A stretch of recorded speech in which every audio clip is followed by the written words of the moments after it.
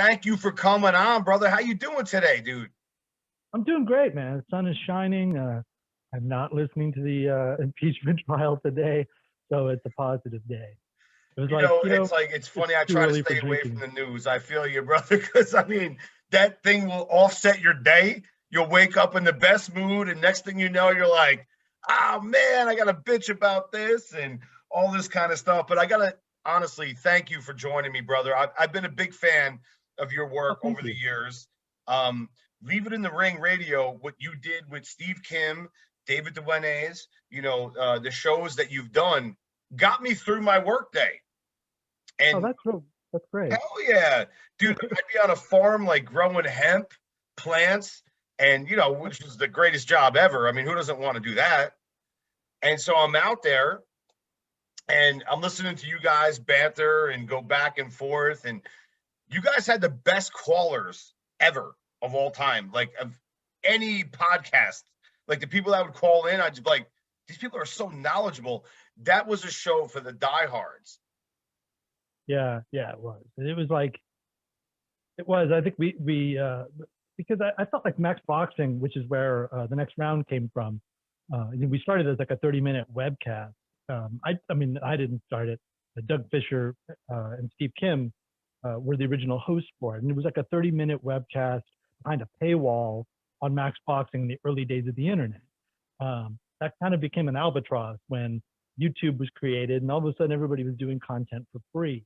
Suddenly, you didn't want a subscription for $5 to a website because you could just get the same content. But when Doug left, that was episode like 240. I took over episode 241. We did that for a while. Then our production guy left, Brian Hardy, who's now one of the editors at The Ring.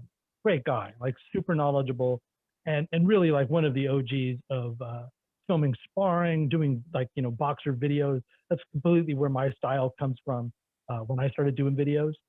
And I, at the same time, I've been doing Leaving in the Ring with Dave, and was learning about podcasting and um, radio was always something I was drawn to. The first play I ever tried to produce, I was 16 years old in high school, and I tried to do Eric Bogosian's Talk Radio, which had come out as a movie, I think that year. And I was just hooked.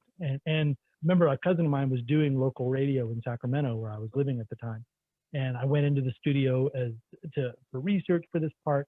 We ultimately ended up not doing the part because it was also my first experiment with method acting, and the lead character is a jerk, and so consequently, I found my dark side there. And it was kind of funny that it would come back like decades later when I'm doing it, and Jose putting Jose Suleiman over the coals or whoever I was going after. I was like, oh, this is kind of art imitating life now, or life imitating art. It's kind of a trip. But we ended up turning the next round into a podcast, and Steve had a background in radio. That's where he came from. I think he had an FM radio show talking about boxing and other sports.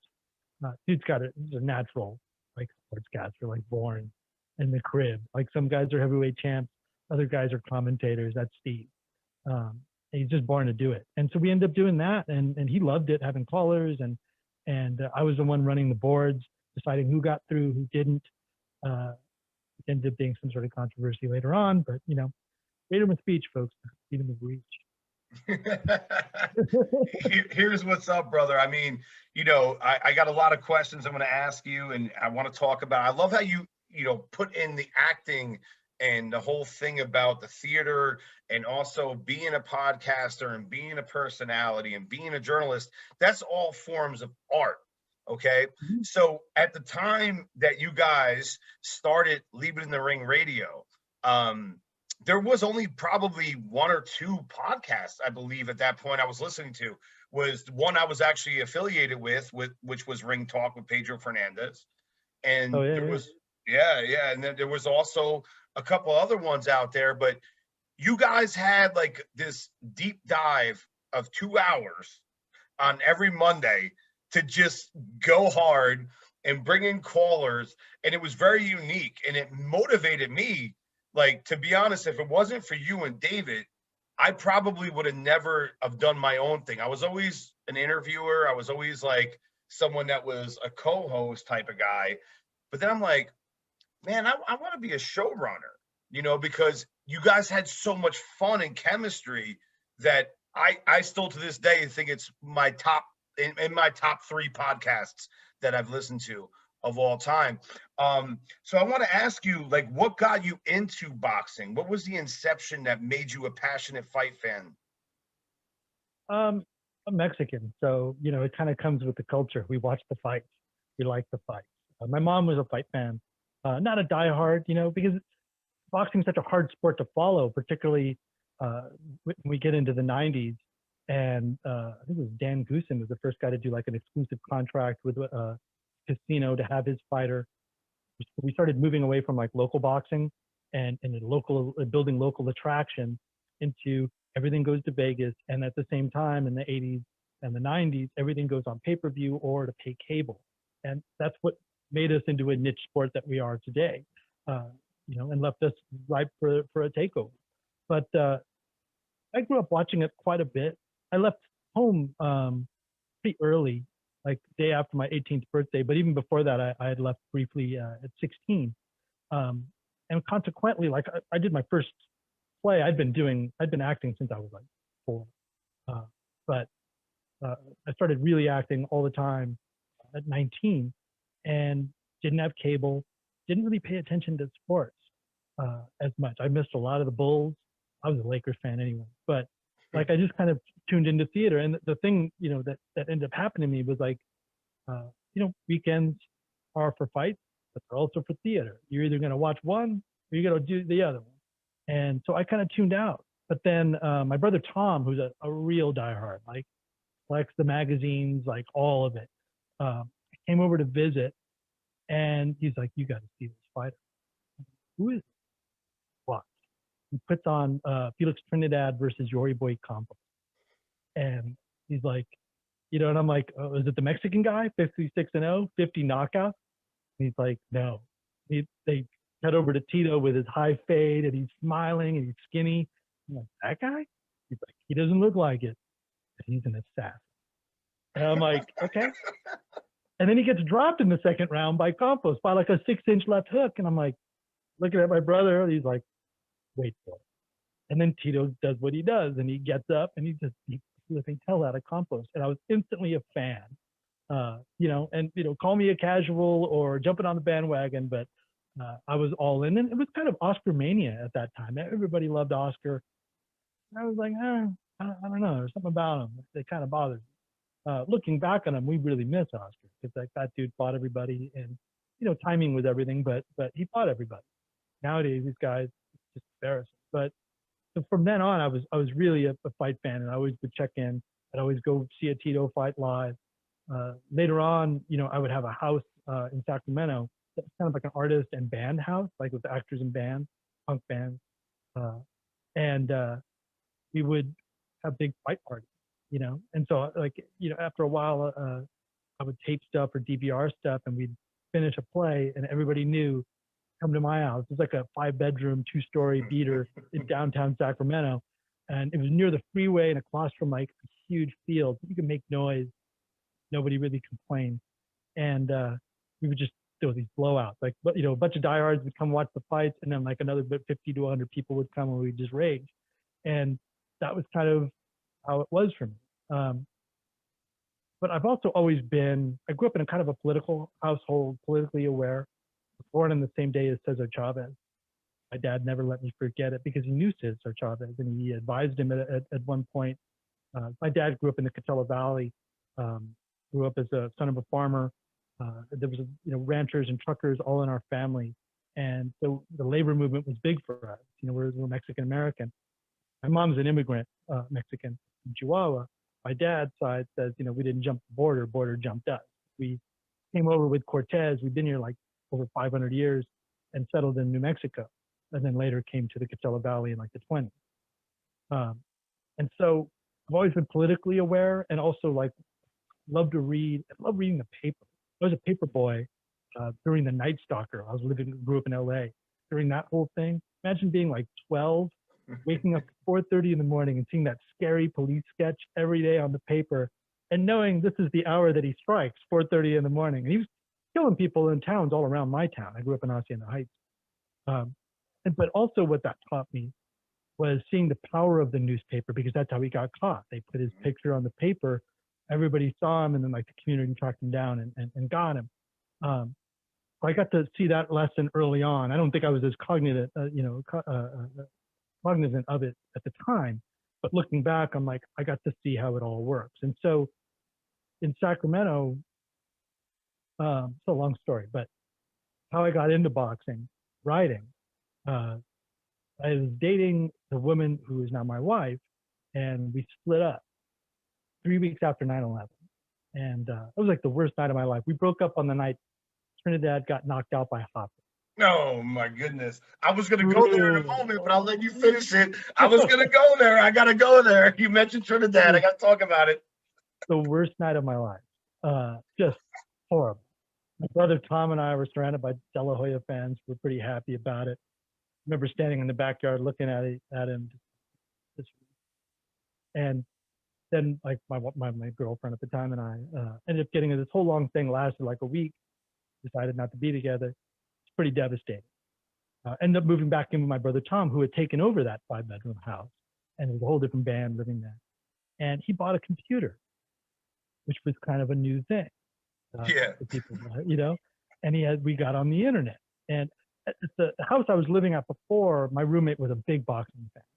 And I had got on his computer and found a boxing forum. And I found this old interview with Tito. So I was trying to find it for my brother, and I just could not find my way to it. But I found doghouseboxing.com, and I found their forum, the Dog Pound. So I made a name and jumped. Somebody was talking about Tito. So I jumped right in and started arguing, because I love to argue. And I would say within a year, I was writing articles for Doghouse Boxing. And then within 6 months of that, I was heading to Vegas. They were like, here's a credential. You cover your expenses. It was basically like an internship. And away I went. Because I couldn't find in the local paper any sort of good update about boxing.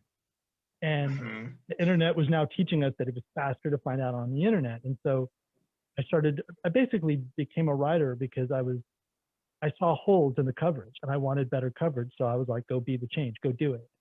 So I just started doing it. And I've been doing plays for like 17 years up to this point. I did the same shit. I had an office job in my late teens. And the first thing I did on my computer, which you had mentioned, wasn't really relevant back then. We didn't have much access to things like, we're going to show our age here. I'm 42. How old are you, brother? I'll be 48 in March. There you go.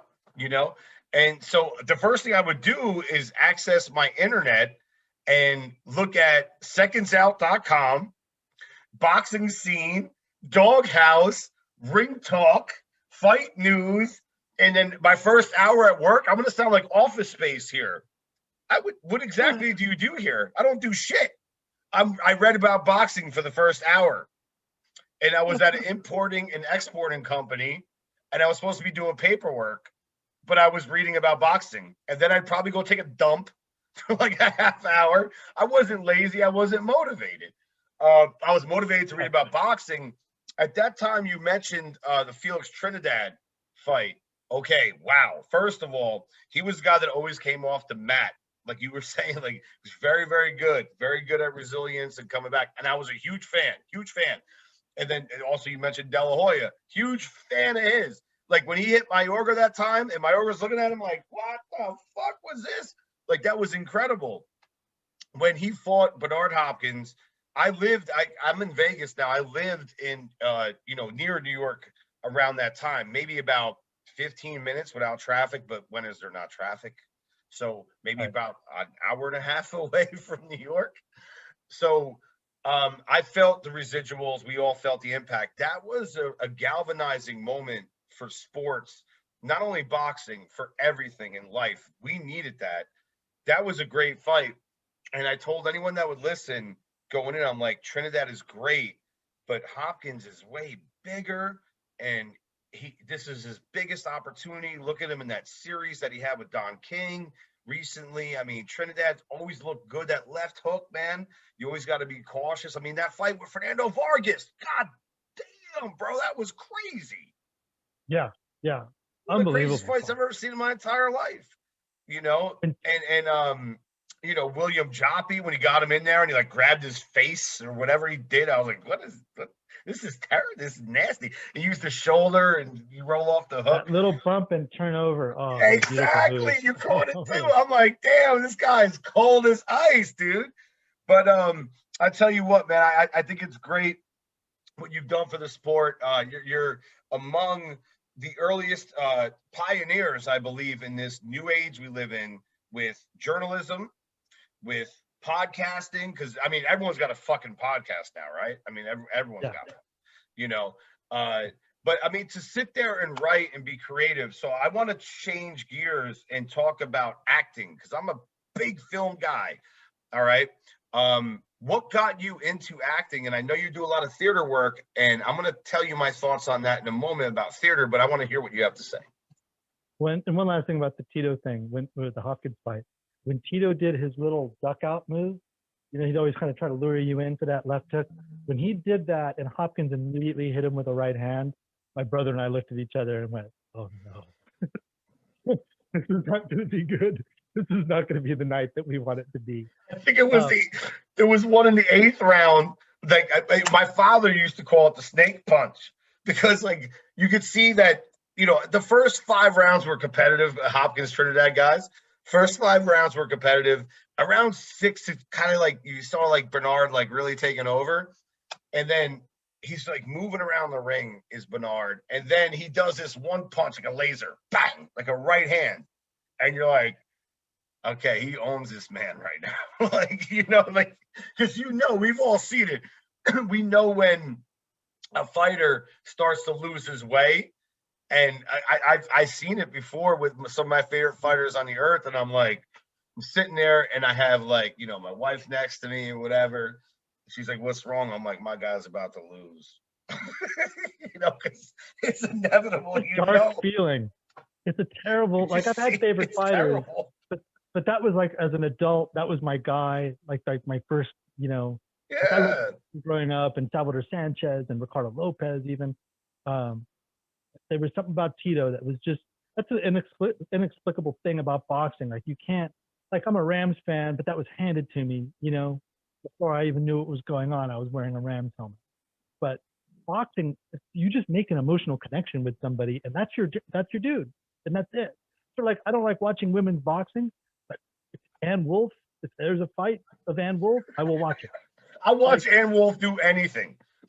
And that's it's just there's just a chemical reaction. But how I got into acting, yes, my dad's a huge movie fan, and I didn't know this till way later. His buddy would tell me, one of his best friends from high school was like, your dad was like a nerd for movies. He would know everybody in the background, what other movies they'd done, who the director was, and that's how I was growing up. He would take me to the movies every weekend, all my brothers and I have 3 brothers and a sister. But I went and saw Kroll with him. No, we saw Jaws 3D, didn't like it, walked back into the theater, bought another ticket, and saw another movie. We saw Kroll. The very first movie I saw in the theater, and this is crazy because I think it comes out around the time I'm born. So it must be my first memory is All the President's Men, which is my dad would take me to movies that he wasn't supposed to take me to. I saw American Werewolf in London in the theaters. I was a real little kid. But it was also kind of funny is I could see all the violence I wanted, but if some breasts were on the screen, I'd get the arm, across my eye. But so I just grew up watching movies and in a movie culture. I've seen the movie Shane, my dad's favorite, more times than I can count. I know the lines of that movie. So when school came around, I was in my first play. We also in kindergarten, I remember performing. So I got used to it. We did a Cinco de Mayo thing. We did the dance of the little old men. And I got used to being on stage and liking that. But then I think it was first grade, I was in Catholic school for a year. And I did a Christmas pageant, played Joseph, and the makeup and the costume, and I was it. I didn't even realize I'd been bitten. But I did my next play the next year, and then I was always, I think second grade, my first lead, George Washington. And it was kind of fate. because we're readers really early on in my family. And Raymond Alvarado, this kid up the street, who's kind of my age, my rival, uh, he was George Washington, and he couldn't read, or I don't know, there was something wrong, but his reading was not the best. And they said, Richard, can you, which is my legal name, can you read? And yeah, read. George Washington, he's now soldier number one. And a mop on my head for the wig, and corduroys that are cut for knickers, my mom made me. And that was it, dude. I've been doing plays ever since.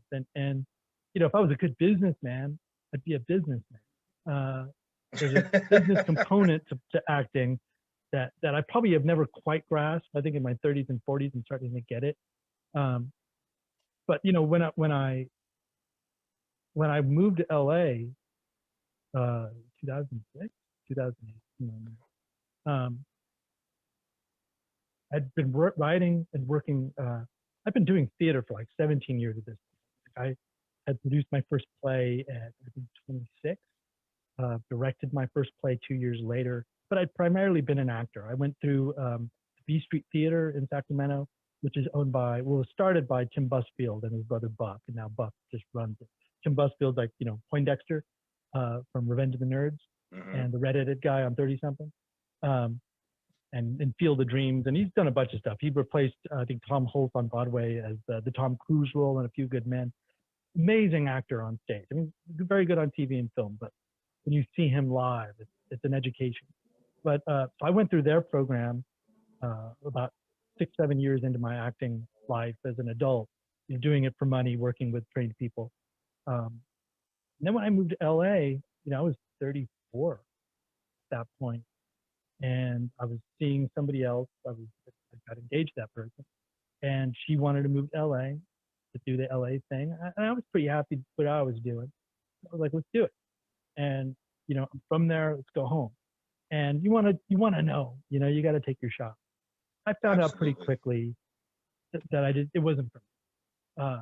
But I also was like, I'm going to make this boxing thing my day job. I didn't really understand a little. I just thought, like, they're on TV, kinda. They must be making money. So I busted my ass for like a year and a half, just writing stories and doing it in a way that I hadn't been, because LA is the epicenter of fights, and Vegas. But like Southern Cal is at the time, Pacquiao was on his way up. And so I just got there and was like, I'm going to bust my ass. I'm going to get a job at Max Boxing or ESPN. Those were my two. And I think Ring had just been bought by Golden Boy, and I was like, I'll never do that, And again, kind of naive about how the business worked. And so De La Hoya Pacquiao. Actually, no. Then that young lady and I broke up. I was pretty bummed. I stopped writing about boxing for like a few months, just on the couch, and just all bummed. And my best man at my wedding, John Novoselic, Johnny Blaze on Twitter, who was actually my undercard guy for a long time. He'd write the undercards, and then he'd get to watch the main event while I took notes for the main event. We'd like split it up, and just best buds. We'd always stay together in Vegas, and just my ride or die guy. And he called me up and was like, dude, get off that couch. Doug Fisher is now the editor of Ring. There's an opening at Max Boxing. That's your job. Go get it. Got off the couch, sent the email, because he was supposed to cover that fight. He's like, no, Gabriel should go cover.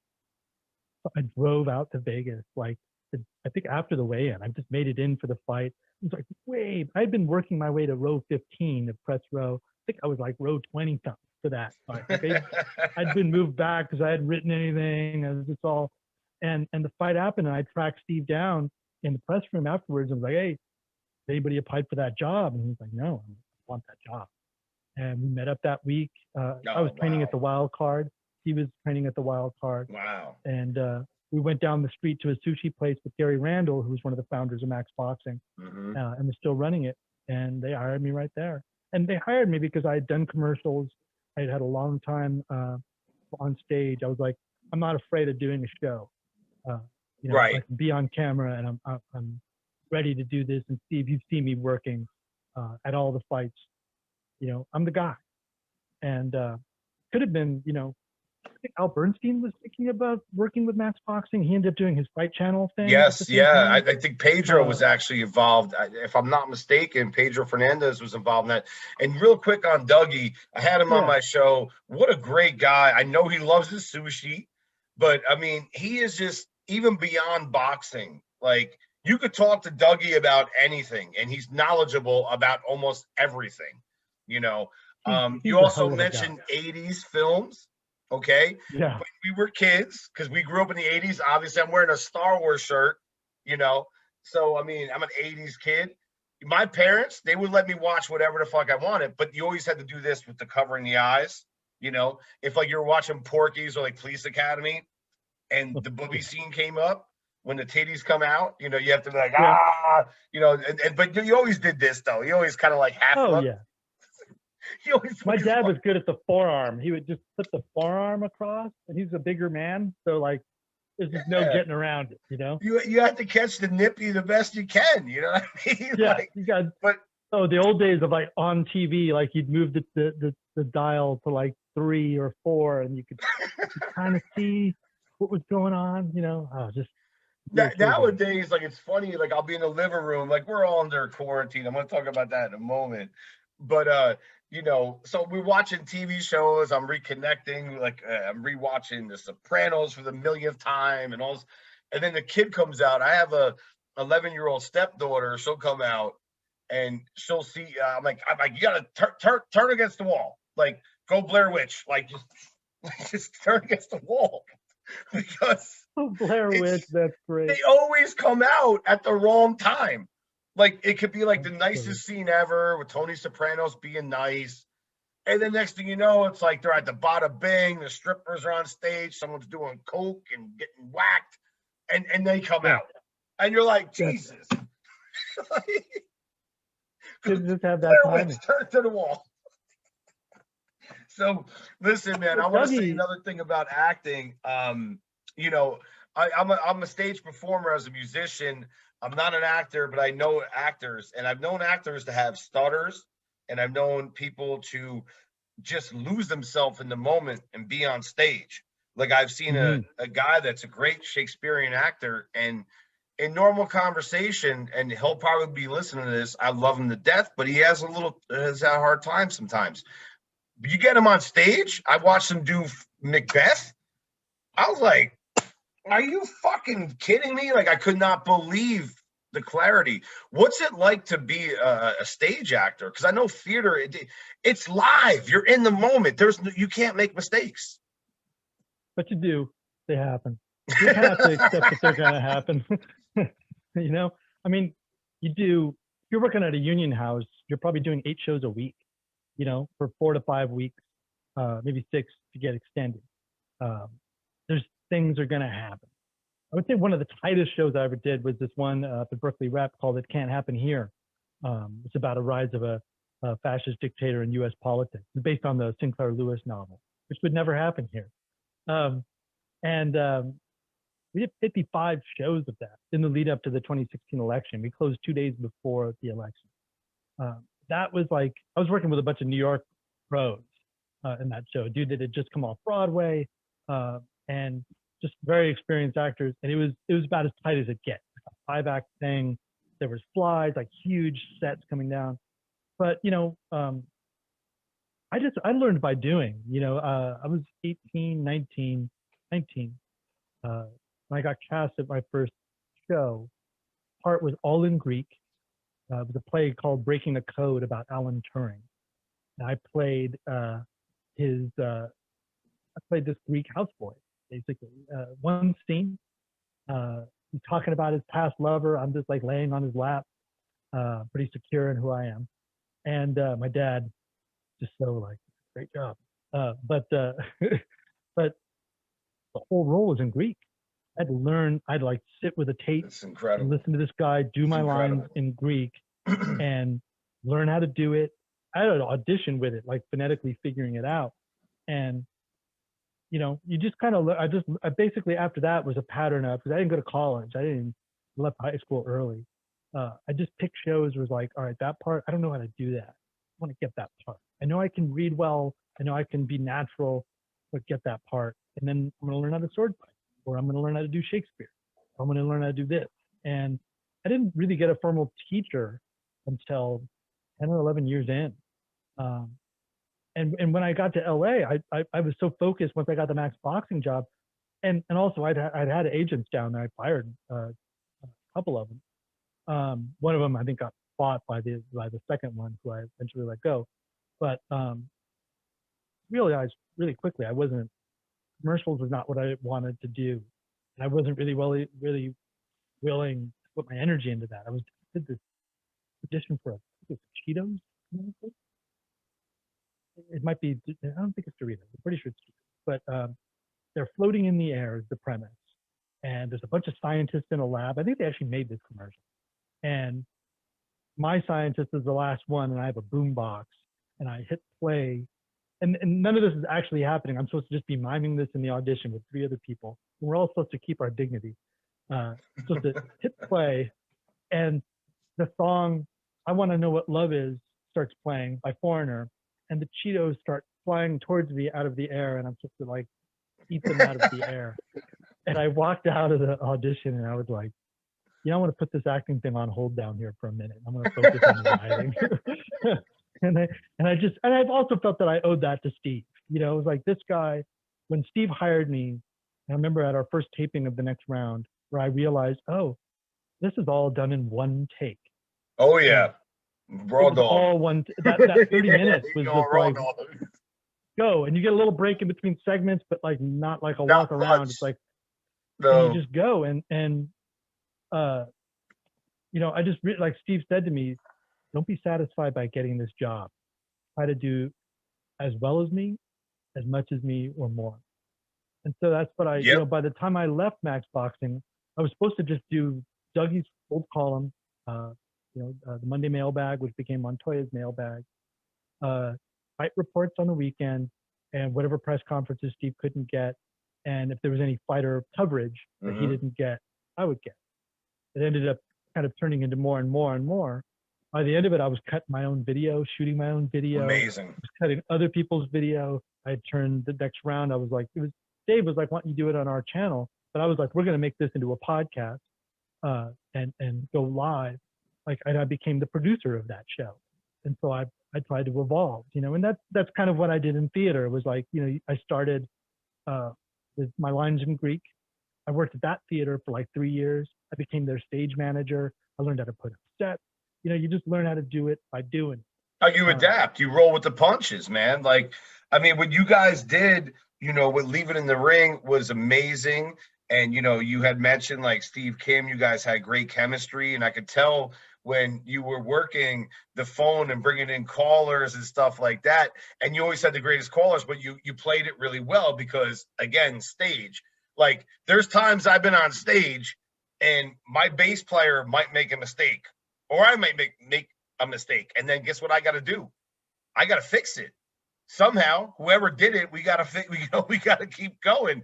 And that's a consummate professional. That's the thing I learned is that they don't know the script. You know the script. So if you screw up, as long as you roll with it, you don't freeze, although that happens. It does happen.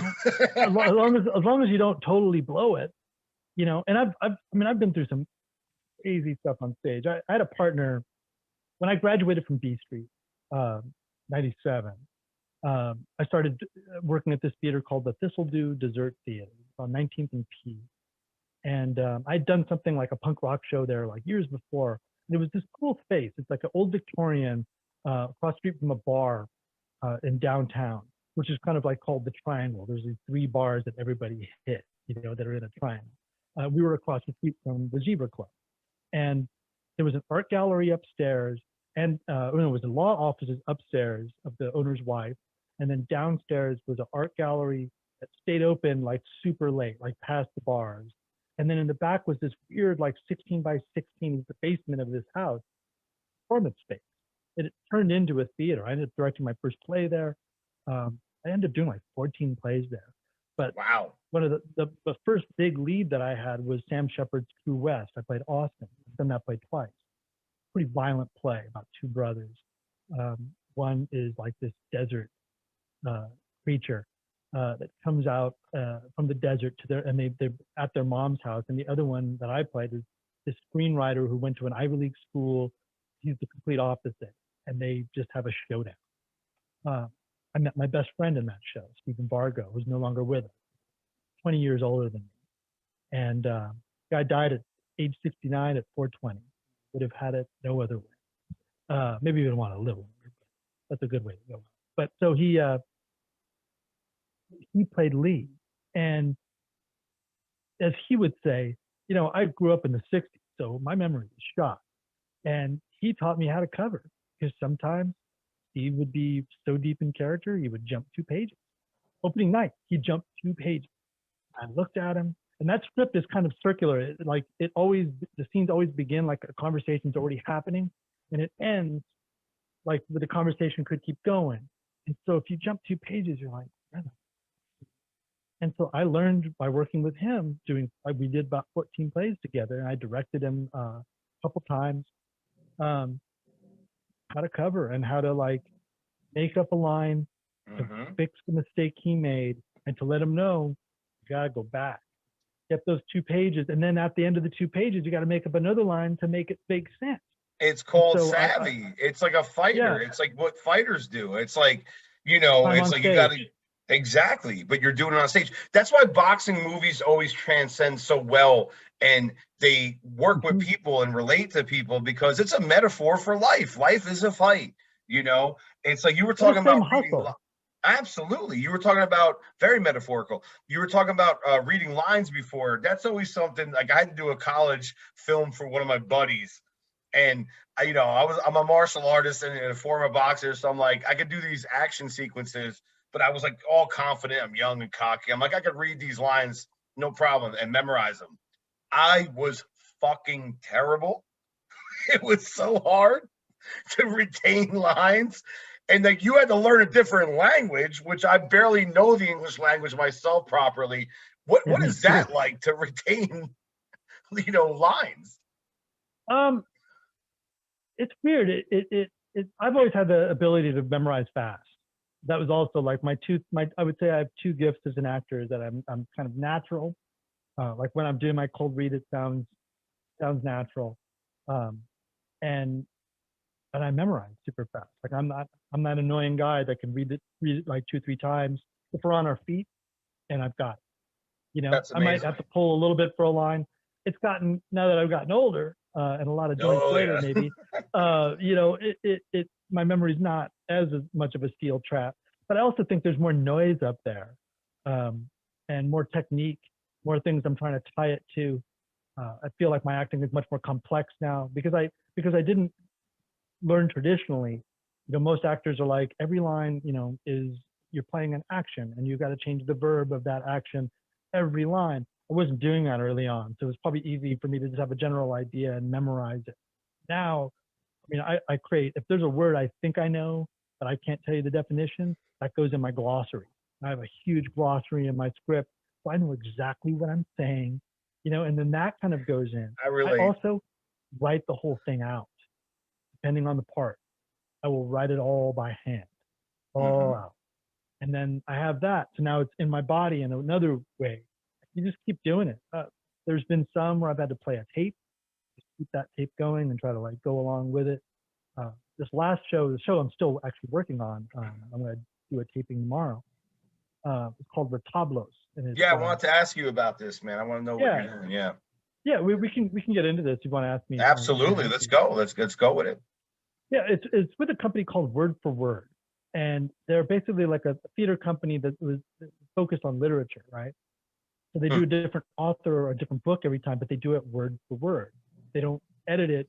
They take the page and they kind of find the different characters within it. And the character could be a table that talks. It could be a dog. It could be whatever. And they'll, like our troupe of actors, like 8 actors, you could share a sentence with them. The narrator could be talking at the beginning, and then like a character within that sentence could speak. And then you kind of give it back to the other guy. It's the hardest way to memorize something ever. You're basically memorizing the book. Wow. I ended up reading the book a couple times, We pared it down to like 12 short stories out of 50. Wow. How And do you that was prepare for that? How do you like prepare for like that kind of comprehension? That's really difficult. that was I would say like as deep as I've gone, like just writing it over and over again, listening to it constantly, practicing it with the other actors because it's about Jeez. it can't sound disjointed. It can't just be, and then he went to the store, like Yeah. it has to freaking flow. Um, and that was it was really hard. And also the style was different than acting. It's a very, I don't know, performative kind of style. And the founders are very adamant about that. So every actor comes in, I've heard a million actors say this. I love actor interviews. Always with the part, feel like you don't know what you're doing. Hmm. Like you've just like forgotten everything you've ever done. I don't know how to do this. I'm terrible. This is going to be terrible. And then you kind of start finding your way through it and getting a little more confident. This one took me a long time to get my confidence. Actors, directors, producers are some of the most interesting people on the planet. Musicians, anyone that's in a creative outfit, out there, an outlet doing their thing. And uh, when I originally got into radio, I was doing a boxing show and I was a co-host and doing journalism, and I had great times. And I still love interviewing fighters. I love fighters. They're so interesting. They come from so Oh many yeah. crazy experiences, and they have such great will that when I'm done talking to them, I'm like, I got to go out and jog now because I just love you guys, which is always a remarkable experience. I crossed over to the film industry. I've always been like very interested in movies, like artistic and a musician, and really follow film. Like I'm a big fan of film, and I'll look at like little details, and I'll tell people things that they've never seen before. And they're like, wow, that's really interesting because I pay it. Like I love films. I love the way things are shot. I love the way people act. I love the way things are directed. And so of late, before even the pandemic, on Leave It in the Ring, I started to cross over a little bit. And I was like, listen, man, I know this guy from The Sopranos, or I know this great actor in Eric Roberts. And, I know this person or that person, great musician, Bobby Kimball from Toto sang Africa, like That's crazy. incredible. And I just wanted to branch out. And that's what we do as artists, right? That's the natural gravitation. Like, you can't just stay in one zone. And the more I talk to boxers, going back to that, I've noticed that there's so much more than meets the eye. Not to quote Transformers, which I love, but there's so much more to it. Is that Yeah. you find that they're funny. Like you hear things from fighters. Like I had Adam Lopez on the other day, who's fighting, on ESPN in the co-feature on Saturday, Yeah. and Yeah. he's just a cool, down to earth. Like he could kick your ass, but he's a normal guy. And so people look and they hear that. I like that because what I'm doing is trying to cross over my show to all brands. Like, okay, if you like this, you like that, but maybe every once in a while you catch a boxer's experience and you hear that they're not just barbarians, bro. They're not just like mean people, dude. Like 95% of the people I met in boxing have been excellent. Oh yeah. I mean, very few times have I think that Floyd was probably the hardest interview just because he's such a control freak. He really wants control of the narrative. He wants to make a judgment about the question you're asking and the way you're asking it. I was pretty prepared that first time I interviewed him for him because somebody that knew him told me the secret to interviewing him, which I don't think he'd ever interview with me again. So I can tell you the secret. He said, treat him like a woman, compliment him. Like, treat him like a woman you're trying to date. So it was it was the Hatton fight, right? And I was like, okay. So I've got my questions, and I didn't really have any lower the boom questions, but I wanted my way in, right? And Of it was course. for the Hatton fight. It was at Universal Studios, and we're all sitting in the sun, no shade. Everybody's waiting. We waited a long time. He comes out in this like money green 3-piece suit with the watch, and all dressed to the nines. And he went down for like the video interviews for a long time. And it was me and Felipe Leon I think maybe Lance Pugmire from the LA Times seemed to be the only print guys waiting around. And I don't know if people were just sick of Floyd post Oscar, and they just were like, or they just had gotten their video and so they were done. But there was just only us, and he came in, and it was him and Ellerby. And the first thing he's like, "Oh man, you and me, we're gonna be real good friends." Shaking my hand, first time I met him, and grabbing my hands and shaking. And now I look back and go, "Oh, the irony that we were gonna be great friends." But I sat there, and Leon started going in about Margarito. But I'm getting ahead of myself. So then, he kind of greeted Felipe Leon. I think he said hi to Lance. And I said, "Man, Floyd, you look great. Who are you wearing?" And he went into this detailed explanation.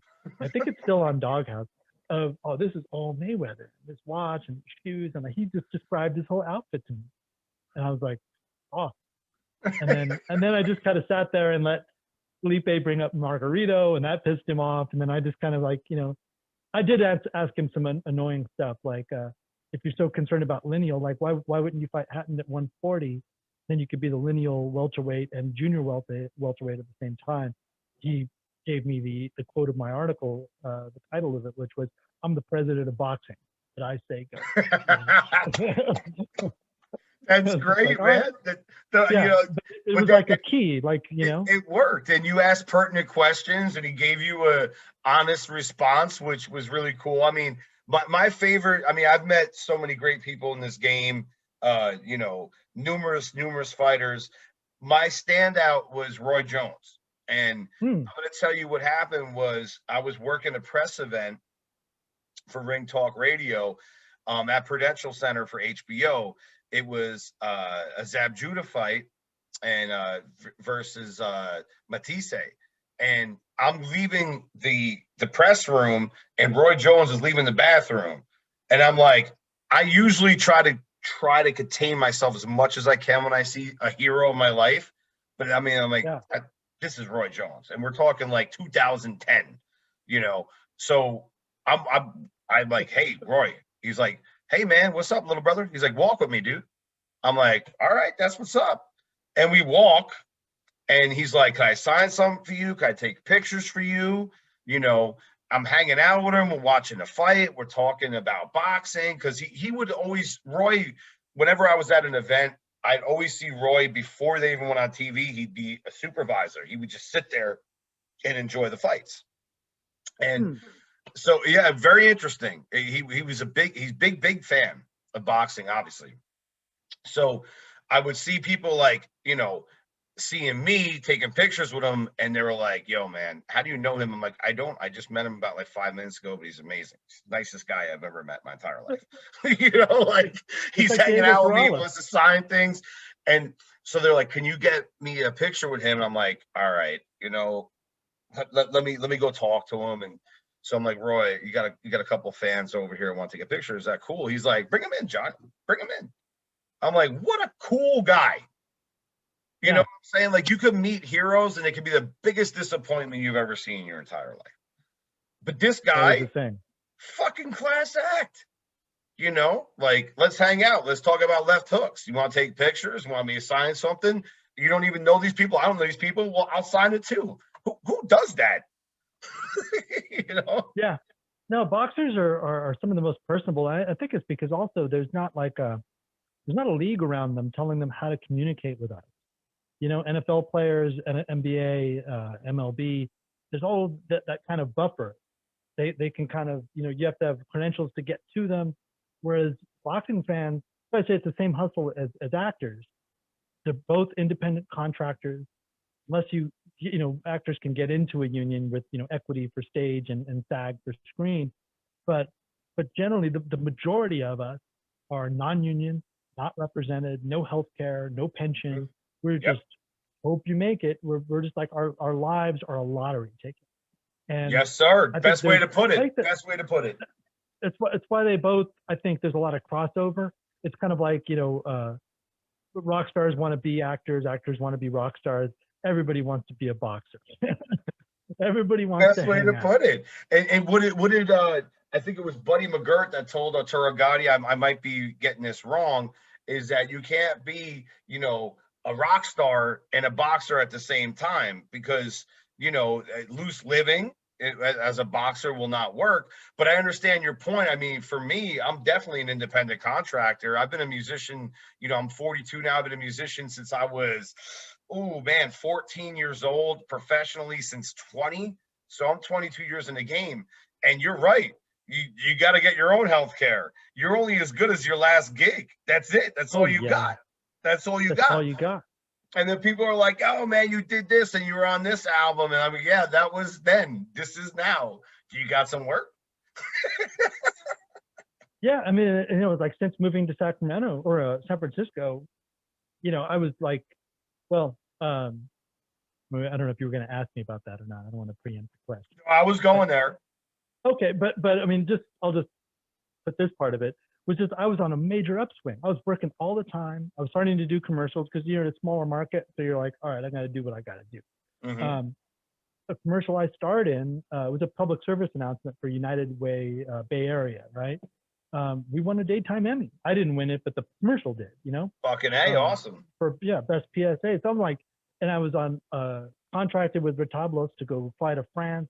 I was going to tour France for 3 weeks as an actor, and just like, it was the life. And then the pandemic hit. But even if I finish all that stuff, like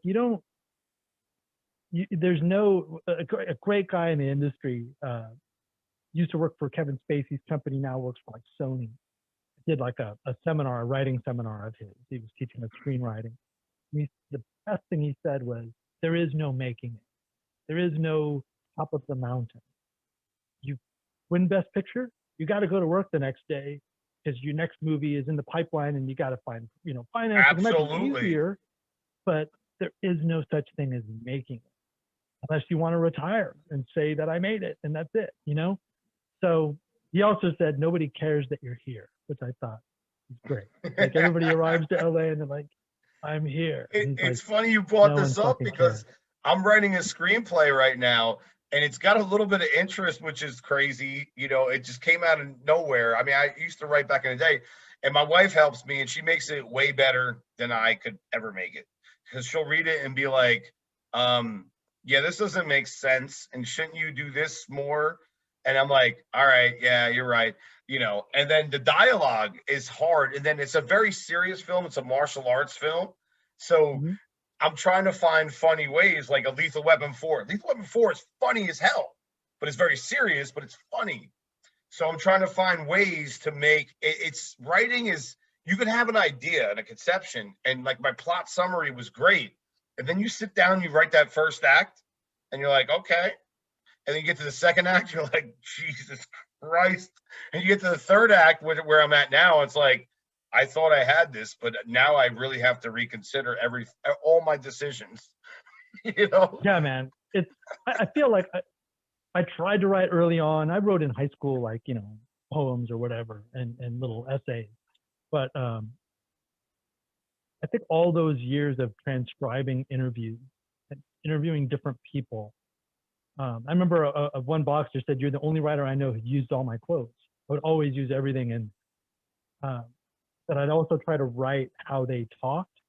I wouldn't try to like clean it up. Oh, like they have bad grammar, let me fix it. No, like it would just let it all stand. I find that now that I'm trying to write scripts, in the process of doing a few different things like that, that it's become easier to write the dialogue, because I've dealt with people that are, particularly the kind of interviews I've done where people are trying to get something done, like lie to me, or intimidate me. You start to learn how people use their language to get things done, and also how the different voices. And so that's you got to hear the voices. When I write, I got to hear the voices and the characteristic and the demeanor of how someone approaches their role. And it's funny, like I got the opportunity, and I'm very thankful to meet a lot of actors that I've always admired and seen them in various roles. And it's weird because it's like, they're almost like, it's the same voice, and you expect them, excuse me, to sound a little bit different, but it's like, they're not the same character. Obviously, if someone's a murderer on The Sopranos, it's like they're not a murderer in real life, but you hear their voice. Like and even when I talk to, like, you know, certain people like Don the Dragon Wilson, one of my favorite martial arts Oh, shit. heroes, you know, great. You know, he was great on my show and gave me so much. He actually called out Jean-Claude Van Damme. He wants to fight him. He doesn't like him. I would watch that fight. Bro, I was like, I almost fell off this chair right here. I was like, you just call out Jean-Claude Van Damme. And I could easily be like a shitbag and be like, Don the Dragon Wilson wants to challenge clickbait hashtag. But I like to keep my show pure and real, you know. Yeah. But when he gave me that, I was like, are you fucking kidding me?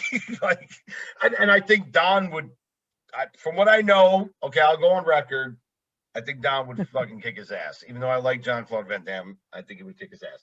But it's crazy when you hear them and they're so real and they're so down to earth, and it's beautiful, you know, that you get that experience, man. But speaking about arts and entertainment, what have you been doing to pass the time during this crazy shit that we're dealing with? Well, I've been surprisingly busy. Like I did back-to-back plays in quarantine, which is really bizarre. Like one of them, I because we moved out of SF and I quarantined in Vegas for like 6 months. I didn't tell anybody we were in Vegas because you know. Well, next time you come to Vegas, you got to call your boy over here. I know. I felt bad, but it was a few people. Well, it's also a weird thing because I'm now living in Southern Cal, and it's like I'm back in LA, and I'm like, yay, I'm here. Yay, nobody wants to get near anybody. But you know, it's like you can't say like, hey, come on over and visit. But also like, you know, I don't let people know like if I say, hey, I'm in this place on social media, you'll know that I was there 2 days ago. I do the same thing. I just don't. When I post something, it's about 3 days in front of when I posted it. Absolutely. Yeah. I don't want people to know when I'm out of my house. I had death threats. I had people, you know, bodily harm threats. Are you serious? From the very first time I wrote my very first Vegas story, which had a better title. It was a horrible article, but it's called "What's Eaten in Vegas Stays in Castillo." My first fight was Jose Luis Castillo versus Diego Corrales 3, the fight that didn't happen. Right. So I literally like was born out of controversy as a reporter. I showed up and he didn't make weight, and I was like, I got to watch a story happen in real time, and it was pretty awesome.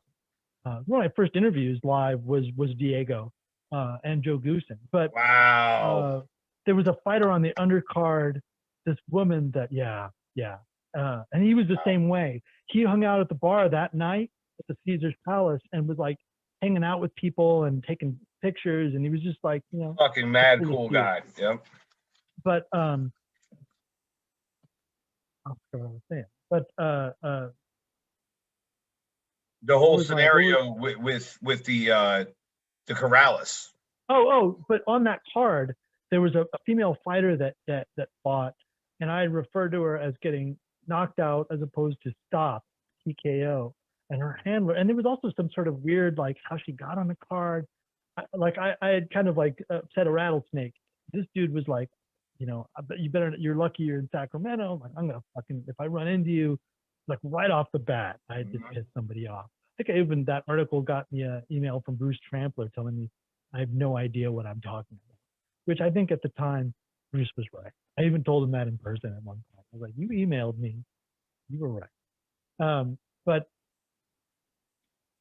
we were talking about acting wise, what I've been doing in quarantine. So I did these 2 plays. One I rehearsed in Vegas for like 4 weeks, and we were all on Zoom, 4 actors. Where in Vegas, buddy?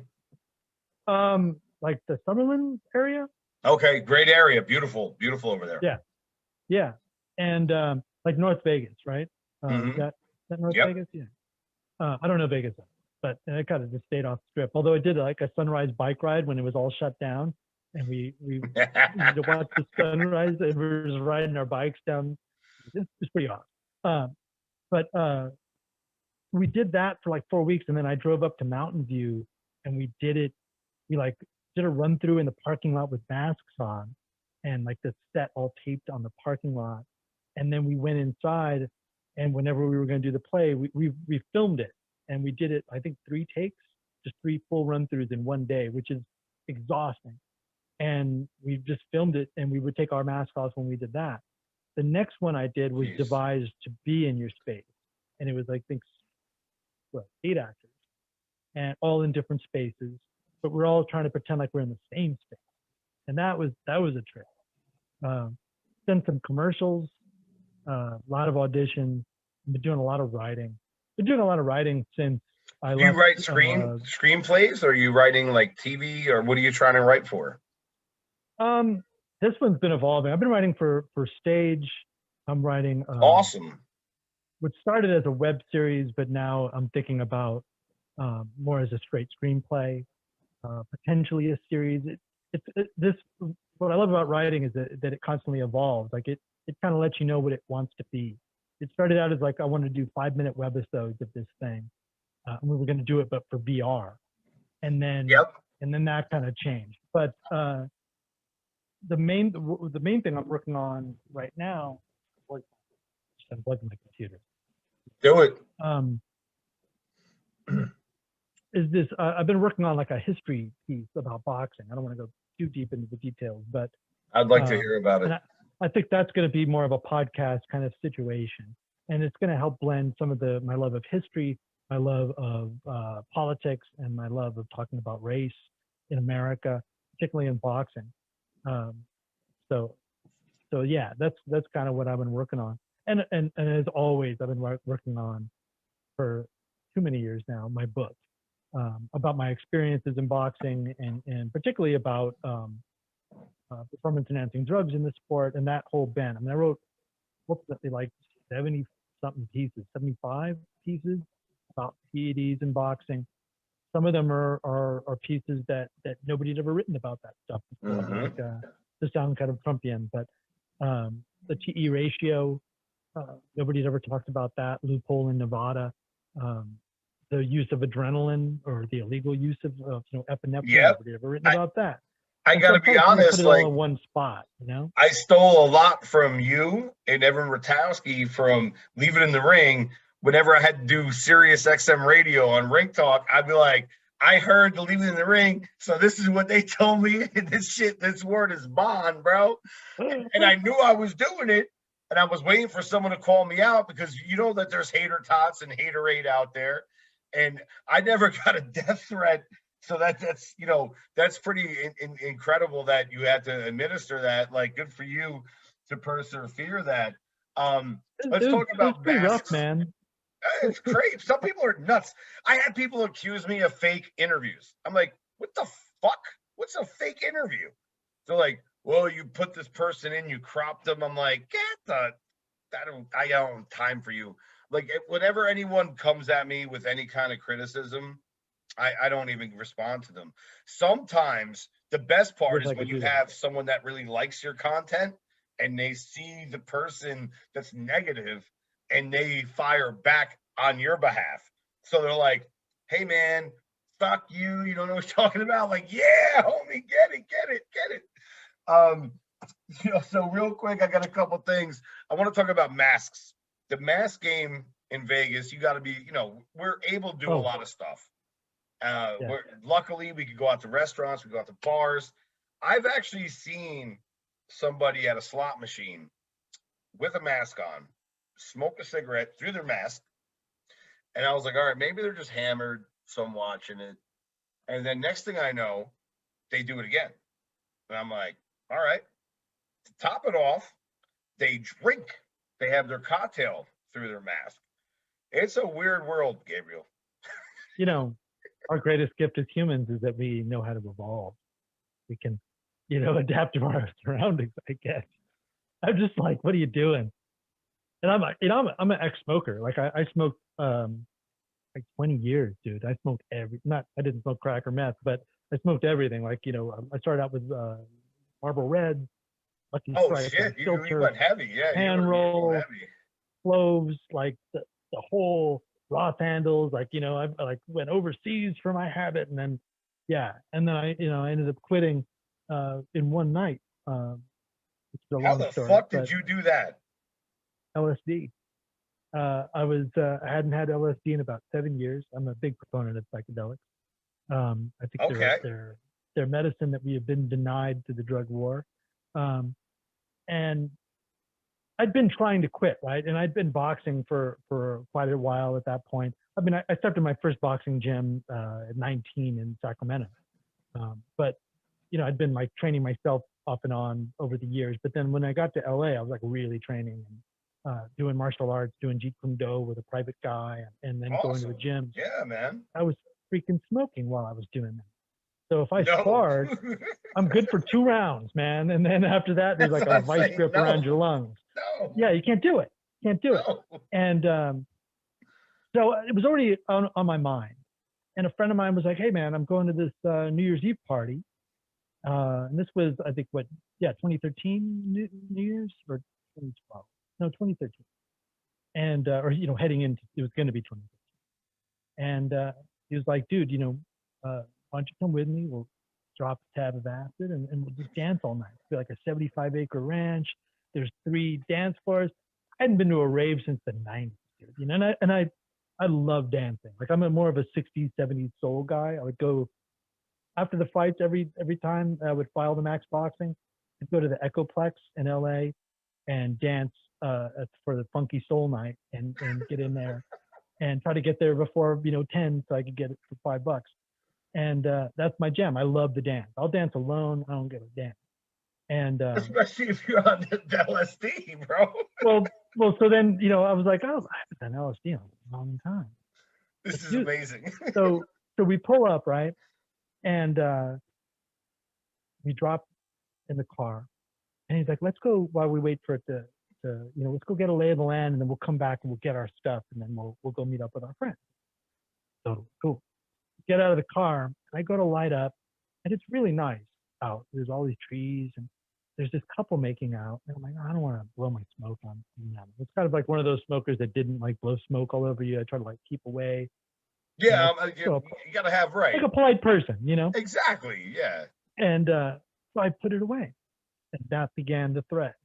Every time I had a craving, I'd pull it out, and I'd talk myself out of it. I didn't really want to be smoking, and it was really windy. By the time I was trying to light it, it was like super windy. You remember everything. I'm going to go there in a second. You remember every detail. Yep. And you can kind of see yourself being absurd. Exactly. And then I was going to give my full pack to somebody, and I was like, I don't want to give them my fucking habit. And so then you go on that, right? And then you dance and dance and dance, and then by the morning, I crumpled my pack and I threw it away. I to this day have not had another cigarette. I don't have cravings for a cigarette.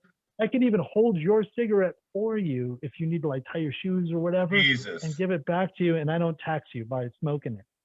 And I can, I do smoke the joint, but not today. I'm going to give you my acid story. The first and only time I've ever taken it.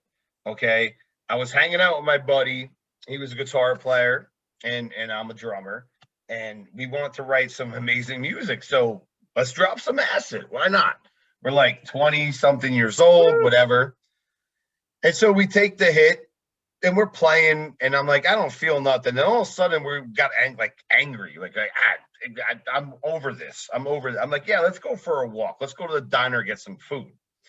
So we go to the diner, get some food. This is I don't know, early, maybe late 90s. I have a beeper still. I don't even have a fucking cell phone. And so I'm sitting at the cafe, the diner, and they have the things at the table, because when you're on acid, you see every detail. You remember everything, which is crazy. So I'm going through the thing to put the quarter in to play a song, and then I put Nirvana's Drain You on, and it keeps repeating. And then some girls from high school come in like, hey, guys. And I'm like, I have long hair at the time because it's like the late 90s, early 2000s.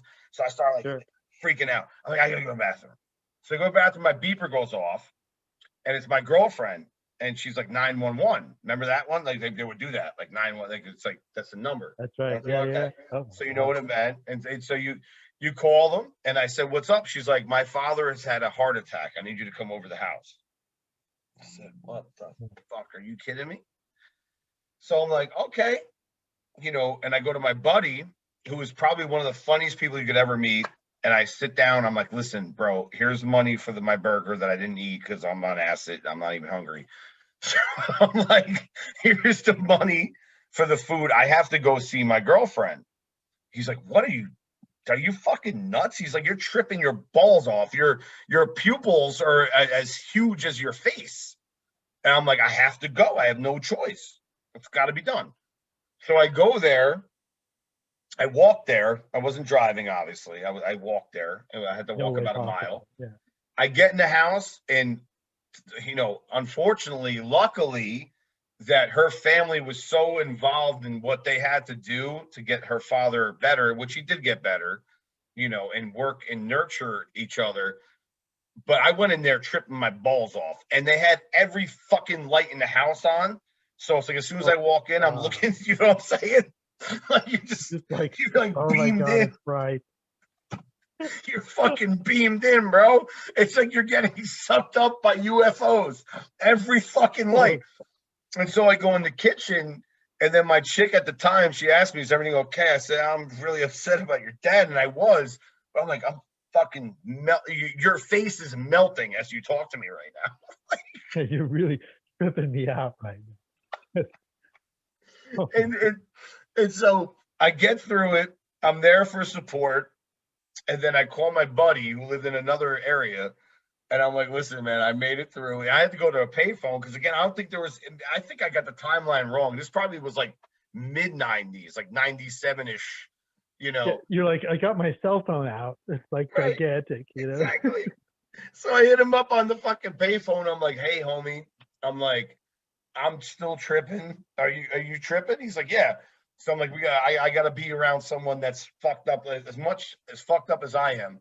So I go up over his house, and homeboy, I'm having a bad trip already because heart attacks and weird shit. Homeboy's playing his guitar, having the best time of his life, and I'm like, good for you, man. I leave. I go outside and I sit and I watch birds and the sun come up. And I said, I'll never do acid ever again in my entire fucking life because this fucking thing was so out of control. And then I told this chick many years ago, after we had broken up, I told her, I said, you know I was on acid that night your dad had a heart attack? She's like, I had no idea. I'm like, I was the craziest fucking moment of my life. Well, there's this thing called set and setting that they talk about when you're doing psychedelics. Mindset, you want to be prepared to, for what you're about to do, show it respect. But setting, making sure that you're just going to be in one spot, or like I enjoy it if I'm camping, and I know I'm going to be in my one spot. Everybody can see where I'm at. Like we're all agreeing. Like I don't have to hide anything. Like we're just doing this. I'm not saying, hey, you need to do acid again, but setting next time. Set yourself up for some success. That's all. You know what I'm saying? I have friends that ask me, I'm down. I like to drink. I like to smoke some weed. I like to do, that's the only things I really do. I don't. It's I haven't not a thing you can do often. Yeah. It's like I look at it like a palate cleanser. It's like a thing that you can, take to kind of really take a full inventory of yourself. You can't hide from yourself when you're doing something like that. And It was a trip. I had a great time at this thing. It really connected me back to myself, how much I love to dance and that kind of music. I didn't really listen to electronica. That's not really my jam. It is now.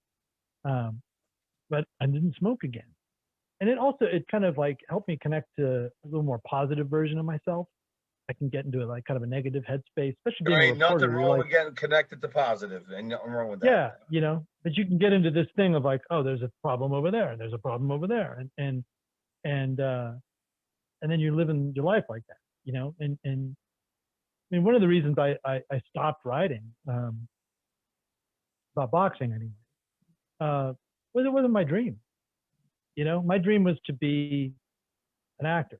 I thought it was going to be, I'm going to do this stage thing so I can learn how to be on film. Now I understand those are two different things, and I don't really enjoy film as much. Like when I'm getting to act for the camera, it's not why I do it. I like the connection with the audience. There's a theater up in San Francisco called the SF Playhouse, and they call themselves the Empathy Gym, because I think that's accurate. When you're there in theater, like I always have friends, I can tell they're not coming when they go, "Are you going to record it?" And he's like, dude, that's not what I do. And it's not the same as film if I recorded it. You're watching other people have an experience. That's not fun. Um, but also, like, I like telling different stories. And as many different stories as there are of boxers, you're still telling a boxing story. And Mhm. after a while, it's your job. Like, my first editor was Tom Gerbasi. He was the editor in chief at UFC.com, but he was Max Boxing's editor. And he's like, "You're gonna do the fight reports." I'm like, "Oh, I love doing them." He's like, "Tell you're a young writer, because like you do a few thousand fight reports. And there is some. I'm glad they're not really online as much anymore. Some of my early stuff, because there's some that are embarrassing. Because you get so Oh over it. God, It's just yeah. like, how I've many been ways can I there. describe another man hitting another man? Like, and but really, what really happened wasn't that Steve didn't hire me at UCN. That's a whole story. That's my story to tell. Not in this forum yet. It's for the book. Um, there's a whole why I left and went to San Francisco is because I returned to the two loves of my life, and the love of my life, who's now my wife, returned. Uh, 11 years after we split, we stayed in contact. We email, how you doing? She was dating the same guy that we kind of split up over, and I was like, it's true love, you know. That's the Can't best. argue with it, Yep, right? I that's the can't argue. best. And so she became my friend in the sense. Yep. And and then we started talking and talking and talking, and realized, oh, wait a minute, should have made a left, we made a right. And we reunited. We started flying back and forth, and I had a job that I could be in a different place. Um, but at the same time, I realized when I moved to San Francisco to get married to my wife, um, that I no longer was in the epicenter of the fight world. And for a minute, I was the key guy at the Victor Conte camp, and I could kind of do that and still be relevant in the fight world. But then you kind of become beholden to one thing. And it's just not the same. I felt like I was an imposter a little bit. I wasn't as my All right, so I want to talk so he's got about to hang pets. out. I see your cat there. But I see you're a cat guy. I yeah, got a he's Chihuahua. like, but Like I oh, got you my do. little baby Polly Peanuts. Let me see if I can get her real quick. Let's see what she's up to. Give me one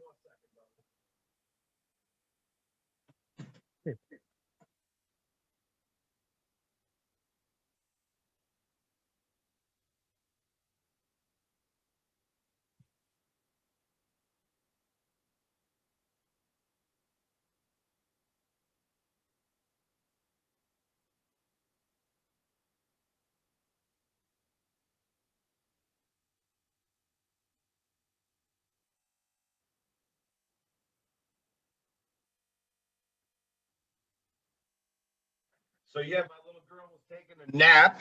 Here she is. This is Princess Polly Peanuts over here. Oh, that's awesome. We rescued her from a Chihuahua center, adoption center, about 7 years ago, and Oh, right on. she's the most darling thing in my life, dude.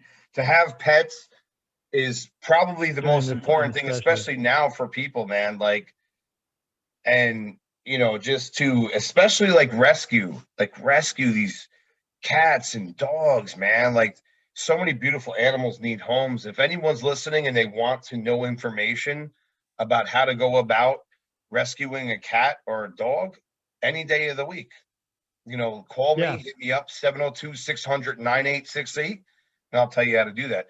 What's your cat's name, brother? Oh, this is Chibi. He was rescued by a Buddhist monk in LA. Uh, and he's like 13 now, 14 now. Wow. And so he named him because he was the runt of the litter. Chibi means very small. He was the only boy, only gray one. And I was like, that's because I had another cat who's no longer with us, Tabuki, who I also didn't name. Um, and he had a buddy, Wasabi, another Japanese name, and I also didn't name that cat. Great name, He though. got killed, and Oh, so he needed a buddy. I was like, he's in this apartment all alone, and so we got him this guy. But yeah, I mean, that transition, I was saying about from boxing back to acting, it was like I just decided to resume my life. yeah. And it was the same decision I made back in LA. There's only so much energy you can go around. Like, you can only, at least me, it can only be good like focusing on one thing and working on that thing. Yes. Couldn't just try to be an actor. Like you end up just being like just kind of a jack of all trades and a master of none. All And encompassing. Yeah. yeah, and so for me, it was like it was a no-brainer. When my wife uh, said, you know, she's the one that asked me to marry her. It was a no-brainer. It was a no-brainer. I was like, this is what I wanted all along. And you know, if there's an alternate reality somewhere, Felix Trinidad knocks out, you know, and they actually, you know, there's no 9/11, the fight doesn't get postponed. Tito knocks out Hopkins, and I'm married to my wife for much longer than I am now. Or, you know, I might have screwed it up. Who knows? But I also think, you know, it's just kind of like that old the Gallo wine, no wine before its time. It just wasn't our time yet back in 2001, and I needed definitely some maturing. Going off to LA gave me kind of some seasoning. That was kind of my college in a weird way that I never went off to. I kind of got out of my small town. And I grew up in LA, but I also grew up in Sacramento. I moved there when I was 13. It kicked me out of my environment into the bigger world. What are you gonna do? You know, and so that's what prepared me for her. You know, and that's what I love what you were saying about your wife earlier. It's like wives making it better for husbands since the beginning of time. You know, That's what what's they up, do. man. I mean, like I'm in a great relationship, and I'm so happy for it. I know I'm a big to do with her. Sometimes I'll, you know, just go in the bedroom where she's trying to relax and watch a television show. I'm like, look at Deontay Wilder. Look what he's saying right now. Do you believe this shit? She kind of cares about it, but not really too much. And My wife Dougie, doesn't care when I about the was fights at when, all.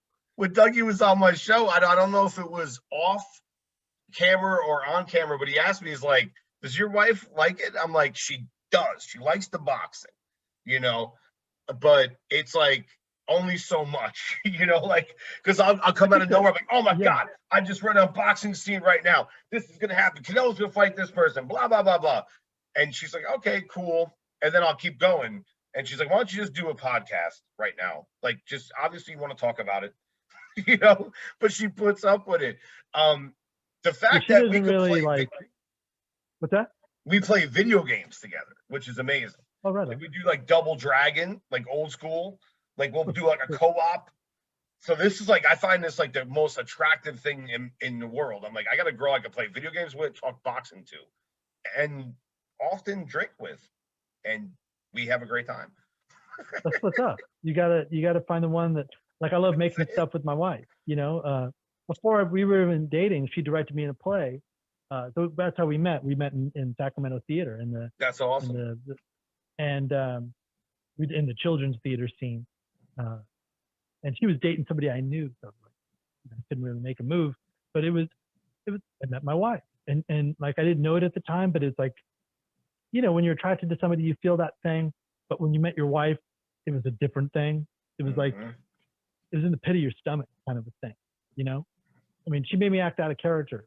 You know, she was 6 months in to knowing her. You know, she had directed me in a show, and we were in this kind of small circle of like 5, 6 people. And but she got a job in Europe, and she was new to town. So like I just met her. Like I don't know if I'm ever going to see this person again. She's going to do a tour of Europe for like, I don't know, a year or something. And so I wrote her a letter and I made her a mixtape because it's the 90s. And just said, don't listen to him. Don't you know, don't listen to it, and don't read the letter till you get on the plane. And told her how I felt. Like if we don't explore this, like I'm not, you know, my life's not gonna be complete. And it came around 13 years later, man. It's amazing, man. And You we've been know, together. We just celebrated our 7 years of marriage. And congratulations on that.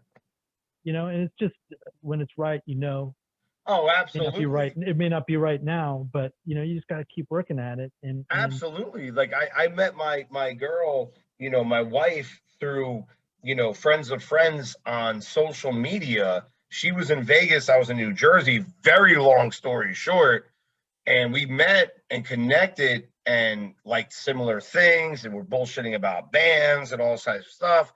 So I was coming into Vegas for a hang and bang weekend, but we ended up fucking falling in love. When I got on this plane, I will say this publicly to leave, I was crying like a bitch. I was so sad because I knew I fell in love, and you know, it wasn't just like because she's super hot, because she is real. I'm very lucky, but it was like Yeah, I'm a she's lucky so. man as We had well. such a great time, man, and That's a then crazy thing. I had the yeah, same reaction when we started dating again. yeah, You know, she'd have to fly back, you know, back and forth, or I'd fly. And when we had to part, it was brutal. It was yeah. brutal. It sucks. You know, It feels and it like was you're dead man different than, walking. It feels like you're yeah. dead man walking. That's what I felt like. I'm like, I don't want And to you start leave here. worrying, what if the plane crashes or like whatever? Like, you know, you just start Fuck like, yeah, brother. Like, it's, yes. we just did this thing together. It's a shot for shot remake. It's for Valentine's Day. It's gonna air over the weekend. I'm reticent to ever share it really with boxing people because somebody memed one of our wedding photos, and I've just never recovered. I don't really share my wife uh, with the public, you know. But we're Understood. talking. But but there's this line in When Harry Met Sally, which is we did this competition with we're not a competition, but like this little show with other actor couples. Everybody picked a scene. We have to do like a shot for shot remake of it. But we're all in quarantine, right? And we all have no budget. So we Hmm. did When Harry Met Sally, the final scene. And it's that thing of what Harry said. When you realize you want to spend the rest of your life with someone, he's like, I came here tonight because when you realize you want to spend the rest of your life with someone, you want the rest of your life to begin as soon as possible. And so it was like we both, I think, knew that this was Yes. not something we wanted Yeah. to let go. And we weren't courting towards figuring out if we wanted to be married. It was just like, this is it. You know, we get it.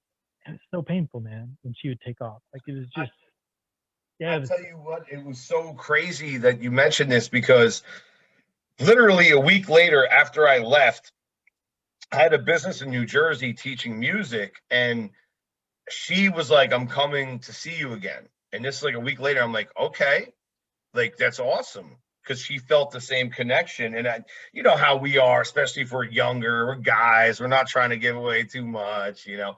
So I was like, oh, that sounds great. My voice got high, you know, like that sounds great. I can't wait to see you. Oh, And I really? was telling Yeah. my dad, and my dad knew that I, you know, I was a musician. I was having some fun at that point in time. He's like, listen, this girl obviously likes you, and you seem like you like her a lot. He's like, don't fuck her over. And she has a kid. Like, don't be a jerk off. And I was like, okay, you know, but I'm like, I really genuinely like her. I love her. Actually, I fell in love. So she comes here, long story short again, and then goes back to Vegas. And I say to her, I said, like, you know, I was hinting like I want to be like I want to be in a relationship. I want you to be my girlfriend type of thing. And so I get her to say, like, well, I wouldn't mind being your girlfriend. I'm like, well, that's it. Now, how do we figure this out? I'm in Jersey, you're in Vegas. I took a chance. I got a funny story for you. Okay. So we go like about a year long distance. I closed my company because I wanted to get out of Jersey, and you know it was a good company. I had to, I was moving on. Okay. So anyway, when I go to the airport to come to Vegas, I have two suitcases. I sold all my shit back home. I was gonna buy all new shit out here, no problem. So I got two suitcases. One is my shit, boxing gloves, drumsticks, my clothes. The other is hers, lingerie, dildos, okay, heels, all this type of shit. So I go through security, and security is like, sir, your bags are kind of heavy. You need to open them up. And there's like 100 people around me. I said, listen, I said, you don't want me to open this shit up. Like, no, you have to. Like, okay, open it up. There's the boxing gloves, the drumsticks. Okay, normal dude, right? And then I'm like, they're like the other one. Oh shit.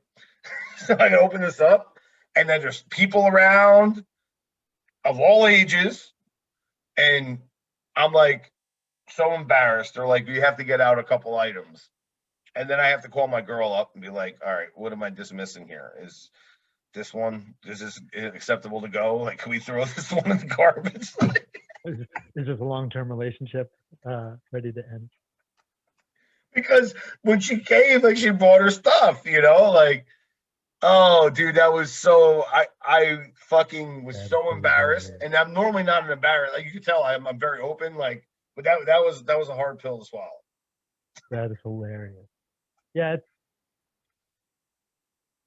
what we and we, I ended up what's this is the trip. Our relationships really opened up my world. Um, because the guy that she was seeing for so long had a son, so she raised the son, um, and now he's part of my family. You know, Yeah, uh, of she's course. actually transitioned. I'm misusing her pronouns. She's now transitioned. I have a stepdaughter. Learned about that. Didn't know about that.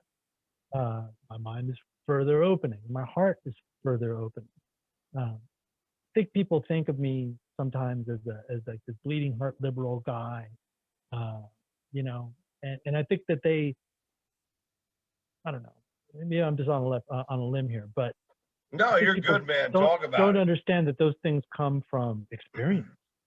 They Yes, aren't sir. just like I wasn't Yes, raised by sir. hippies. I was raised by Mexican Catholics. We don't call them conservatives. I don't even think that's a real thing, but I think it's a code word for something else.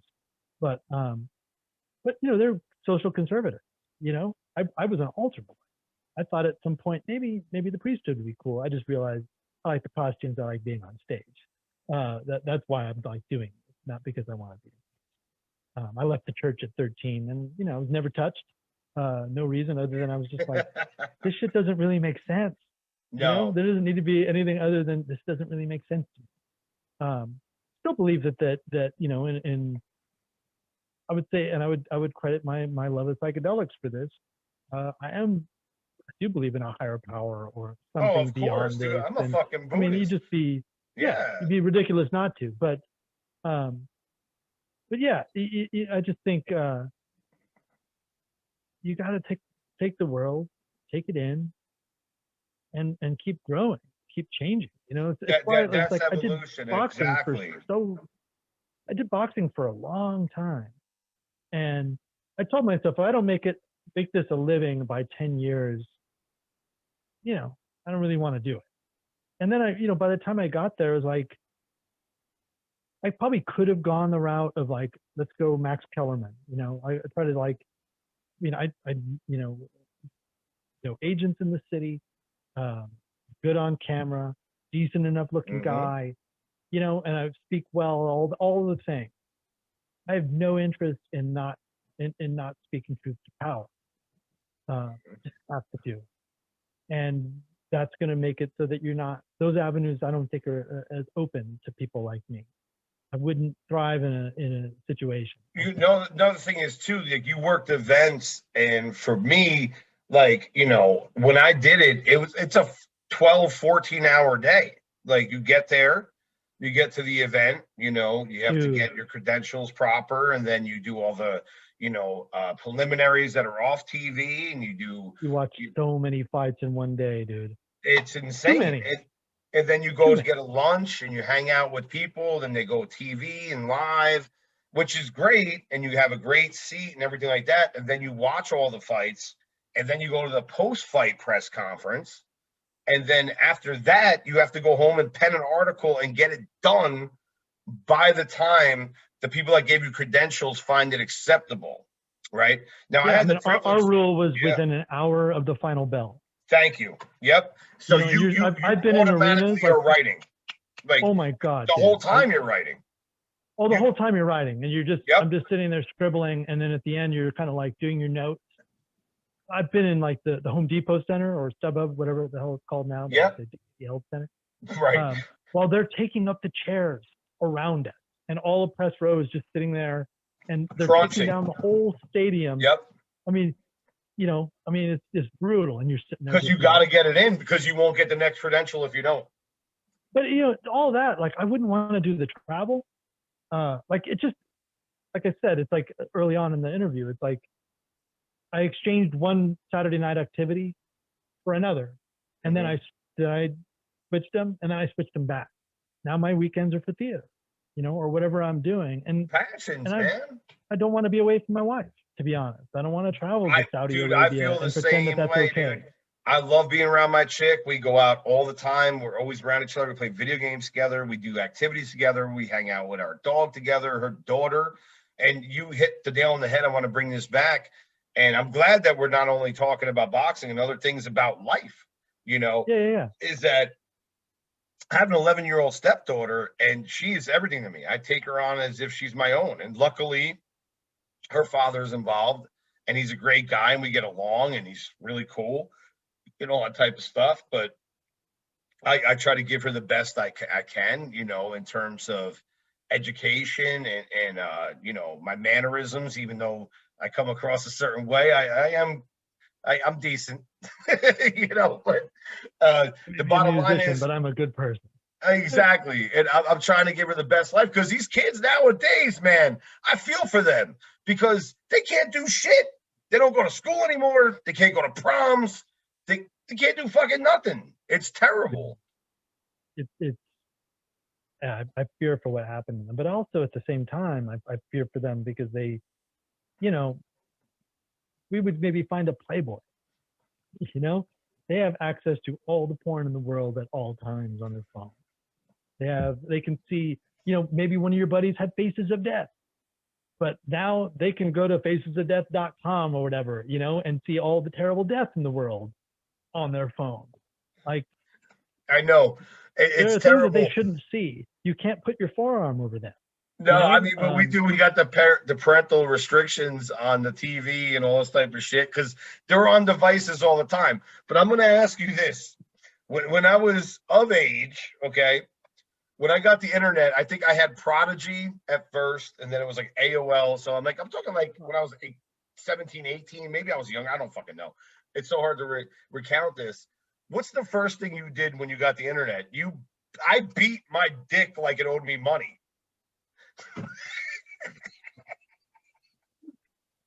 We should just call the show Boxing and Porn, because that's pretty much what every guy that comes on the show is going to say. Did. Well, literally the first thing I did. Bang. And video games, I think. Well, I grew up in the dial-up. I think the first thing I did with my buddies with the dial-up was trying to find other people in like chats or something. That's like the early days. The chat was a big thing. The Prodigy. Yeah, it was a big thing. I want to say that was probably like mid-90s somewhere. It got to be mid-90s, I'm thinking, right? Yeah, and then but literally the first thing I did with my brother's computer was uploaded Star Wars Galaxies. Okay, awesome. Which is one of the first massive multi-role-playing games I'd ever played, which was amazing. They screwed it up, and they should have left it alone. And then look for that Tito interview, and I'm probably sure there's got to be. I'd be lying. That's just the way it is.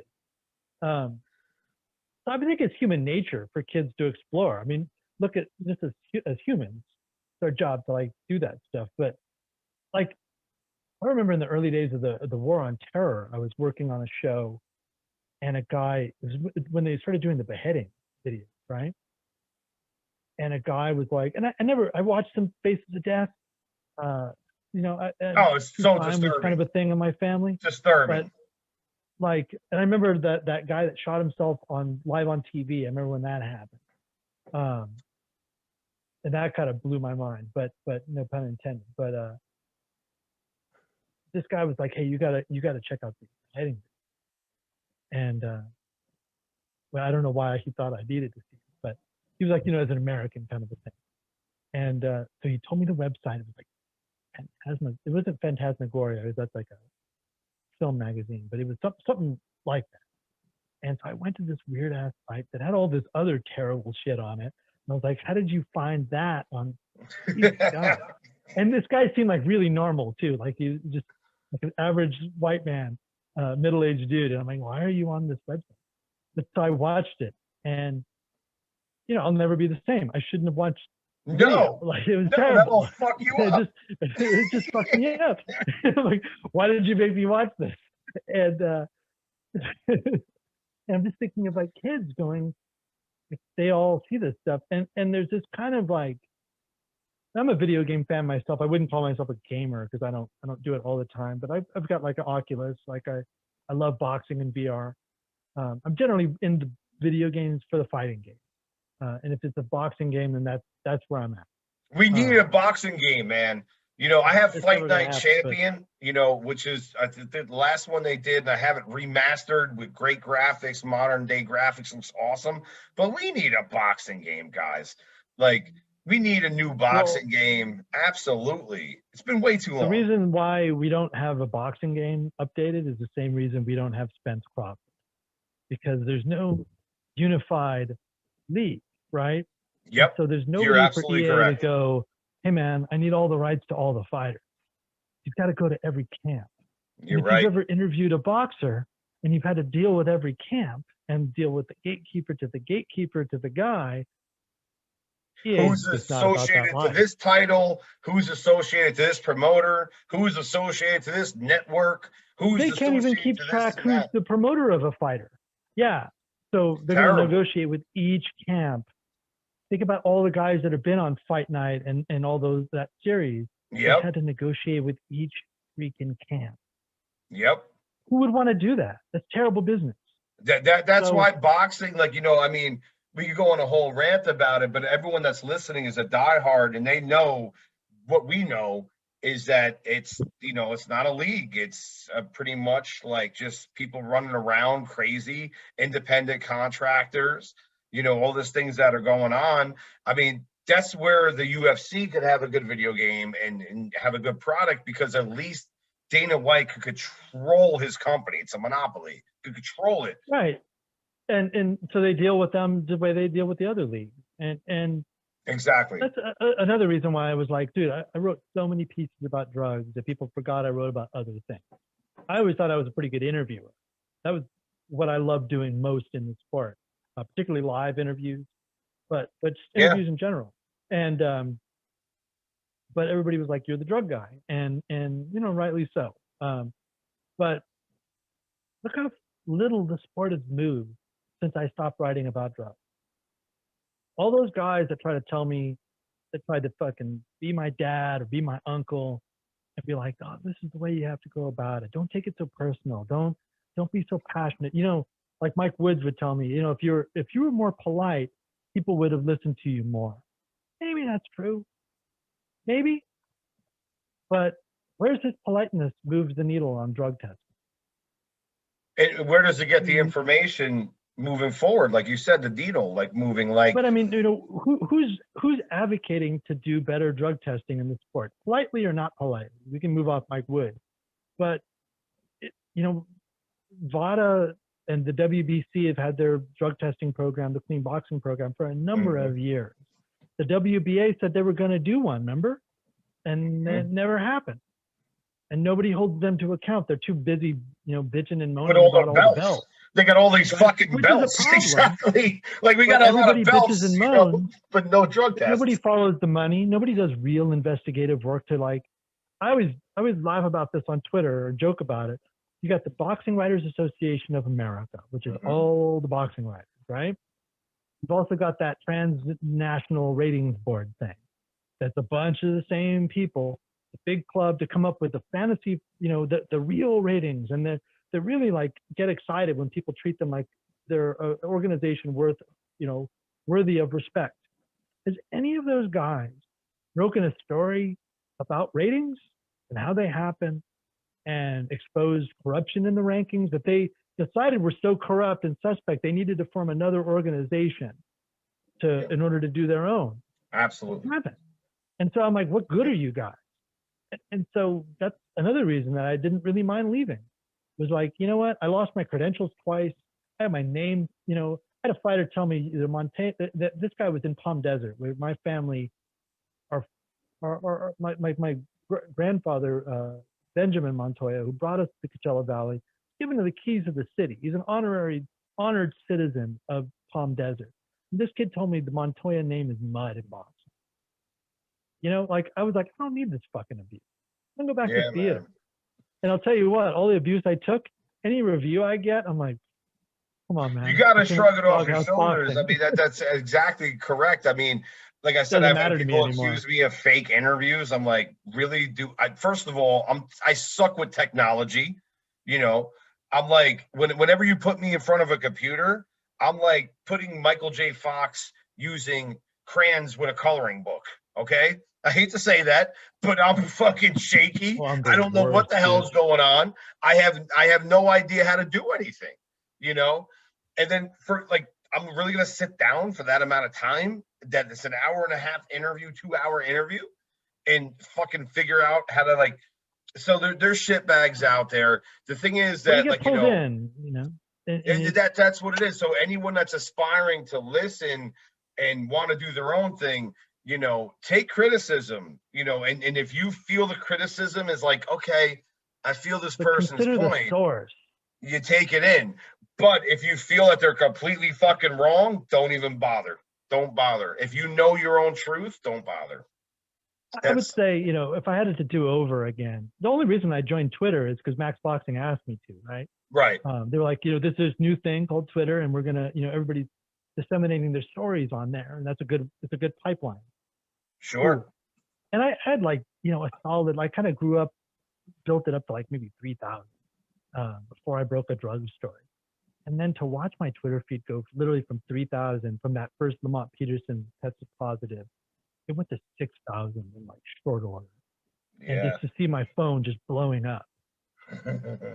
Dude, if I told you it wasn't addictive, I wasn't addicted to that dopamine hit, because I mean, I'd be lying to you. Because like It's an literally the next, infusion. You get infused. I was sitting on the Birdo story for so long. Like what I remember when I got Paul about the Birdo story, and I just tweeted because I'd already broken the week before the Lamont Peterson one. I simply tweeted, "Uh-oh, hashtag boxing," and I watched that thing just go through the roof. And you know, you get kind of addicted to that. And you Yes. also, I was in a position where I was writing stories, and I felt like beholden to my roots, coming up on Doghouse as Ender. It was my screen name. I would come up and argue with people there, and I felt like I needed to still be accessible to those people. And then that I had gotten where I was, I at least had created this narrative in my mind that I'd gotten where I was by being a man of the people, by interacting with people. But I also felt that as a reporter, I'd put out the story that I needed to defend it every now and when somebody would go after it. I needed to clarify misinformation, Sure. as people would they would read the headline and then kind of like argue with you and not have the facts. And I think maybe on some level that was a mistake. That I should have let the words speak for themselves. There's always going to be vultures You and put it out there. misinformation You're going to people. be vultures. Like you said, you put it out there. It's out there in the universe. It is what it is. People could take it for what it is. I mean, at the end of the That's day, what I do with my plays. yeah, when you're a I put it creator, out there, and I don't yeah, when argue with you're an my critics. artist, a creator, like, I record music very frequently. Not everyone's going to like it, but some people will like it. But this is what I wanted to put out there. Do I feel confident about what I put out there? Yes. You know, is it for everyone? No, I'm a progressive rock guy. My favorite bands are Rush, Tool, Toto, Dream Theater. I mean, I love that all You're a genres Tool of music. fan? What's that? Have you ever? You've never smoked DMT, but you're a Tool fan. Oh, I was going to ask you, but this is why you're a brother from a different mother. I was going to go there when you talked about the LSD. I was going to go there. A lot of my I've talked about friends, it in an interview before, so I'm comfortable talking about it. one of my friends from back home is very adamant about me because I'm going to Jersey. I'm going back to visit everybody, because it's been a while, in mid-March. So You don't want to get anybody in trouble. my friends want to sit down and do DMT with me. Can you please tell me about this thing? You can the only way to know is to go, is what I think. Set and setting is very important. Very important. Like, it is definitely not habit forming. Sort of like jumping out of a plane is how I would, put it. I've jumped out of a plane twice. The second time was harder because I knew it was coming. How long does the And I DMT haven't done it. last? It depends. If you do like a MOA and MOA and Twitter, is what you call it, like Pape route, and you put that under your tongue for like 15 minutes beforehand, you can extend it out to about 25 minute. I recommend that because it also supercharges you right off the top. So you just go deeper, right off the top. But I mean, it's a very personal experience for everybody. I've never done ayahuasca, and the more distance I get between the time I've done DMT and now present, although this is all an illusion, and you'll know what I mean after you go, is that I think I'd want that more extended ayahuasca trip because you kind of be in the space more. This is like Hunter S. Thompson describes, like being shot out of a cannon into the center of the universe, and it definitely feels that way. But I would say that the moment that I did it 3 times in 3 weeks. I was kind of chasing a breakthrough, getting what Terence McKenna calls, like 3 lungfuls, and that's the way to go. I don't know. The devices have grown over the last since I did it.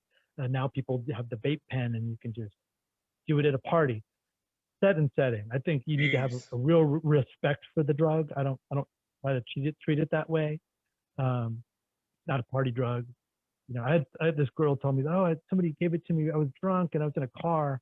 Somebody passed me this bowl and had it in there. And I was like, dude, that's the worst. Like, I have a deep respect because it changed my life. A lot of people say that life change. Yeah, it was life changing. I was a pretty dark guy. I was pretty depressed heading into it. I was kind of past this breakup, but I was like, it's just in a kind of just a negative space, And I was working this side job. I was working for Max Boxing, but I was working this side job. And you can actually, it's kind of funny if you go back to those videos, you can see the change. You could see all of a sudden my hair starts growing a little longer, and I just become a little more happy. But I smoked, and I heard these two things that I knew to be true. First thing said, everything you've ever wondered, or no, I'm sorry, everything you've ever worried about doesn't matter. And it was like this elation. Yeah. And the second thing was, you never need to smoke another cigarette ever again. That's amazing. I didn't quit until the following, that was like March. I didn't quit until the following January. But it was significant. What's also ironic about that, and I've never said this out loud, at the end of that month, I wrote my first story about PED. Oh, shit. I didn't break a story, but I covered the drug testing for Mayweather Mosley. And I had that encounter with Floyd where I asked him why now, and he kept getting madder and madder at me the more I asked him that. So this goes back. So you were like an early DMT practitioner, because like this thing became, to my knowledge, popular of late. A lot of people want to talk about that. So you did this way back when? Yeah, man. This is like right before Mayweather Mosley. That's what I'm saying. Yeah, that goes back a ways, man. Like, but I've only gone like 4 times, 3 times in those 3 weeks, and then once later on, and that was probably like 3 years after that. And because it's not a thing that you like. No, you can't do it frequently, right? Like I have a lot of friends. I'm trying not to tell you about the fear part because I don't want to freak you out. I don't want to be freaked out. I have anxiety as it is. That's why I'm a Buddhist. I meditate and shit like that. And my friends that do it, they tell me like, yo, man, I'll just take some DMT and meditate. I'm like, what's that got to be like? Because meditation is crazy as it is, because. Well, I mean, they must do this, like do a little of the vape pen and like kind of get into the space a little bit. I know people that kind of do that. You kind of just kind of slowly, it's like slowly getting in the water. Yeah, you got to. Yeah, it's a trip, man. Oh yeah. It just what it felt like for me was that when I finally got the breakthrough on the 3rd time. I mean, that first time I definitely experienced something. But it was like, and it was over before I knew it. It was really it felt like at once very fast and at the same time timeless. You know what I mean? Yeah. It felt like I was traveling through the darkness, and then up to the left was the light. Wow. I wanted to go towards the light, and then it was over. And I was waking up, and I was like, how long have I been That's He's what I like, was talking yeah. about with acid. But the aliens abducted me, like the light. I felt like the light wanted Yeah, to he was bring like, me yeah, in. about 15 minutes, you know? And, but the third time and there was a lot of fear. I was like, I don't want to do this. I know what's coming. There's this, because what it feels like, at least for me, is like having your soul leave your body. And Jesus. what was explained to me in the moment was fear is irrational. Fear is, it's just built into our skin suits that are trying to protect, the soul, right? Trying to protect the inside. Hmm. There's actually nothing to be afraid of. You came here for this. You want this knowledge. Your body's trying to protect itself, but just fight through that. Fortune favors the bold. Um, and so like out of that, I got my mantra. Yes, thank you. Show me more. Like when you encounter something that makes you afraid, you embrace it. Yes, thank you. Show me more. And it'll be dissipated and you be rewarded by what's on the other side of your fear. It's I would, clear I in would the take that clouds advice. in your head. Yeah, the clouds in the sky. Absolutely. And it's a trip because Yeah. that little mantra tied back into Jeet Kune Do training my Sifu had given me this little paper that I still carry with me to this day. And it talks about when you encounter an opponent who wants to fight you, and they may be bigger than you, and you have to look at them not with fear, but smile and thank them for the destruction that they're allowing you to basically Hmm. wage on them. But you have to like basically, yes, thank you, show me more. It was this weird tie back, and so I don't know if I consciously carried that into that interview. I'm not saying that at all, but all of a sudden I just felt fear, be myself, be confident in who I was in the world, to stop giving into fear. I was raised Catholic, as I keep saying. There's a lot of fear, a lot of shame, and all that stuff, and I just said all that stuff. Well, fear And I will was just, keep you sharp. I mean, I would always tell my oh yeah, students, yes, man, whatever my but it can weigh students, you down too, and it could weigh you you can't live your down. life that way. Right. And I would tell my students, like, it'll keep you sharp to a certain degree. Excuse me, have that fear, have that cognizance to the fear, and it will keep you sharp. Like Rocky says, not to sound like cliche, back to boxing, metaphor for life, is that there's so many times I had to perform. I tell my students, like, I'd perform in front of 1,000 people or 30 people or 10 people or 400 people. You always going to have that, like a little bit of whatever. And there was one time I had to perform in front of a couple hundred people, and the majority of them were my clients and my Hmm. students and their parents. And they're paying me money. They're putting food on my table. And I'm doing like my band as a side gig, and with aspirations, of course, to transfer over to mainstream, which eventually it happened, and it was great while it did. But so in any event, so I'm out there playing. That was the most nerve-wracking gig ever because I had to be in front of people that were paying me to maintain a living and show my validity. Like, what? Some of my students had been with me 10 years. Well, why am I this guy with 10? Why am I seeing this guy for 10 years with lessons? So I have to Right. show up. I have to be the best I can. And then, dude, I did great, and everyone did great. I'm not going to say it was just me. The whole band did great. My fucking bass drum was so loud that I had these subwoofers next to me, and they call me Johnny Rambo Toe because I have like a heavy foot. So the first song we do is like, it's a lot of bass. And we didn't sound check because we were the opening act and we didn't get no fucking sound check. You just go up there. You get their mix. Yeah. You just go there and that's it. My two brothers who are musicians. I know that. Yeah. And so the curtain opens and I'm playing and I'm like, holy shit, I cannot hear anything but just like this constant bass. Oh no. Oh Jesus, man. The absolute worst like experience because I mean it was a great time. Like I watched the footage because I'm obsessive. So I went back. I'm like, someone got it on VHS because this goes back that far, where someone had like that RCA like camcorder shit, you know. And I'm like, I gotta watch this thing, make sure it was good, because I didn't fucking hear anything. You know, Oh, dude, it's yeah. You know, you just got to go like the we say in theater, strong and wrong. You know, you just amazing what we have to do as being on stage. But you know, I man, you've been welcome on it a like an great, old friend.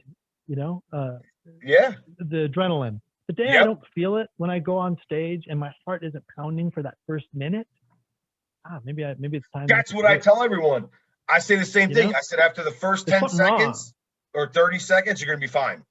Just Yeah, get past that first fucking like jitterbugs that you have, you know, like I still get whatever is kind of going nervous through. opening night, but you know, you do a show 55 times, there's a danger that you're not nervous. You need that adrenaline. I warm up Yes, the same, you know, I warm up pretty extensively before a show. I treat it like a boxing match. My brother Jerry's a theater absolutely. guy, a playwright and director, and he would always teach me early on when he directed me in a few plays early on. Um, it's an athletic event. You got to be like a boxer, break a little sweat before you get out there, I you tell know. everyone the And same I thing. still do, still Yep. do, I tell you know. everyone the same thing when I give them like any kind of advice about performance. I said, you got to treat it like a sporting event, athleticism, a boxing match, you know, and if you go in sometimes too confident, we all know about this. Like, I've done it before. I'm like, ah, man, I'm more relaxed than I used to be. And then you think you kicked ass and you listen back and you're like, you sucked ass. You know what I mean? Like there's times like I'd play a gig and play like literally 60 songs in one night with like a cover band. And I felt like I was the fucking shit. I was comfortable, you know, like, and then I go back and listen to the footage. I'm like, I got to go back to feeling like a little bit more in fear and sharper to be cognizant and aware of my responsibilities. Because if you go in with swag, you end up like Deontay Wilder. You start Yeah, blaming wardrobe, you start I blaming got this. water. I got this. Yeah, you know, well, winners have parties, losers have excuses. You blame everything. Uh, but you know, it's there's also this weird thing that happens. That it's like a you get technique and you get experience to go on top of that technique, and you start to learn how to manage it. I did a lot of children's theater, like 3 month tour, 12 shows a week, um, and you just by the second month you're like, I'm not gonna get for lunch, you know, and you're able to still give the same show, but your mind can kind of move around a little bit. I'll tell you, probably my favorite story about myself in this theater, of just this. We were talking about losing lines and that kind of stuff. Although I was an aside, my buddy Vargo, Steven, the look on his face the first time I forgot my lines was just gold. Like, you know, it was like finally, it was like 10 plays in, but he just kind of enjoyed it, and then he saved, you know. Um, but luckily it was a scene we were sitting in a cafe, so it was like fine. But like the look on his face, I could still see it. But 14 years after I did that play, True West, at the time I thought I was way too young to play the part. He was fucking perfect. The best reviews he's gotten, and it kind of ticked up things off for him as a 40-something actor. Um, I did the part for the second time at age 40. Now I understand what it's like to, you know, the guy's like having a midlife crisis. He's an he's a dry drunk. Um, you know, I looked at you look at the stage directions, and it says like he's got his brother's drinking, his abusive brother's drinking constantly. This guy doesn't drink till scene 7, but on the table is like a bunch of cigarette butts, and he's a writer. I'm like, what writer doesn't drink? Oh, he's a fucking alcoholic. He's a dry drunk. He's trying not to. And then when he does drink in the show, he is hammered. So it took me years to kind of like learn how to get, you know, textual analysis. But so with doing the play, and I'd actually lived as a writer in LA, so now I was like bringing shit to it.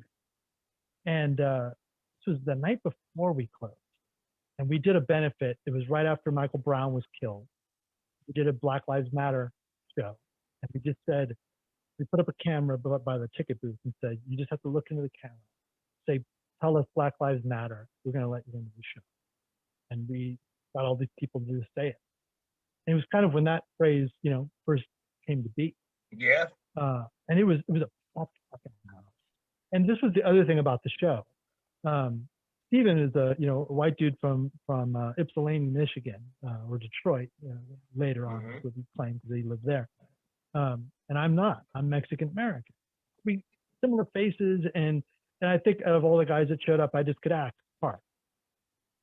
I did something different than everybody else did in the audition, and so I got it. And Steven and I knew each other from around, so like there was just this like, oh, we finally get to do a scene. And but like all these years later, I just totally threw. I did an aside and had a senior moment. So we're doing the show, and so Black Lives Matter night, right? So it's jam-packed audience, and it was kind of. I actually had a hand. We were talking about. Oh, this is what I was saying. My wife directed this one. The actor that also produced the show is this guy Eric Reed. He's down here in LA now. He's Black Puerto Rican, and he was like, no one has done. And this was, I think, around the 50th anniversary, because the True West was first done at the Magic Theater in San Francisco. It's a seminal play. That's the house that Sam built. He's done all kinds of plays, Sam Shepard, there at the Magic Theater. And they were doing a celebration of his work. I think it was like his birthday or something. And I had just moved to this city. But my wife had taught this guy's acting class. And he remembered her. And we ran into him at this play reading or something. And he was like, I got the rights to True West. I'm producing it myself. I was going to direct it, which is an insane idea, but I want to play Lee. And I don't think you should ever act and direct yourself. That's on stage anyway. But he's like, would you be great to direct? And I was like, he's playing Austin. And he looked at me and was like, well, I'm doing this play reading next week. Why don't you read this part and see what we got, So we did all the research, or as much as we could. We didn't find any other version of this very famous play, like John C. Reilly and the actor who's no longer with us. They did a version of it. Like a bunch of actors have done it, all white actors. Nobody had done the brothers as brothers of color. And so we decided they were Blaxican. They were going to be Black and Mexican, and that we were playing them. And so it was very significant. Then we had this Black Lives Matter thing, and it was a whole different framing. And it's kind of trippy when you start to analyze the text. It just has this whole other reading to it. And there's also different levels of this kind of colorism. One brother looks a certain way, the other brother can kind of pass in white society a little bit more. And so just had all these other things to it. So we're doing the show, and I start to drink in scene 7. We start to party together and write the script, and we're just tearing Mom's house apart. And that's kind of the show. And one of the scenes, was it scene 8? Yeah, opens, and the brothers have now completely switched roles. The desert rat is now the screenwriter. He's horned in on the other guy's deal. He's got a screenplay he's got to write, but he can't write, so he needs the other guy to do it. And he's got these golf clubs, and he's beating up my typewriter at the top of scene 8. And he's literally we'd have like 2 different typewriters, right? And he's beating the hell out of this thing, and the head came off of the golf club. Perfect. Because it's in the middle of my monologue. I'm talking about you're ruining a perfectly good golf club, and boom, head. Couldn't ask for anything better. He throws it on the ground, and I'm supposed to pick up the golf club in the middle of this long monologue, walk around the table, put it back into the golf club, and then kind of my blocking finish in front of the table. But I'm also supposed to be hammered. So I go doing my best drunk, pick up the golf club, and it must have been like a sliver of graphite off the edge of it. I still have the golf club. It sliced open my finger, 4 stitches worth, on this side of my finger. And so I didn't notice it. It was a clean, like a razor, just really clean cut. But I looked down and I'm like, I see blood dripping down this finger. And where it is, I couldn't, no matter how I turned my hand, I couldn't see where the cut was. All of a sudden, there's all this blood. And it's that, because you're already like, your blood's pumping, right? You're on stage. Oh, of course. Yeah. So luckily, we're in Mom's kitchen. So I just grab a rag and I tie it up and I pull it shut. But I'm still doing the speech as I'm supposed to. We finished the rest of that scene. lights go to dark. We don't have stage hands because it's non-union. And I just say to him, there's a lot of blood on stage. Don't worry, it's mine. I've covered it up. Just we'll be fine. We get Have the you? scene. Are you any good at golfing? I took up golfing this past year and I suck. I hit it like baseball, and everyone fucking tells me when I'm on the course, like they'll come up to me like random strangers, and they're very nice, and they're like, "Hey, man, you're new to this." I'm like, "Yeah, very new," and they're like, "Okay," and they want to help you, and which is great because you want to like learn because golfing's probably the most fucked up sport. Like, I mean, I boxed, played baseball, football, wrestled, done all that shit.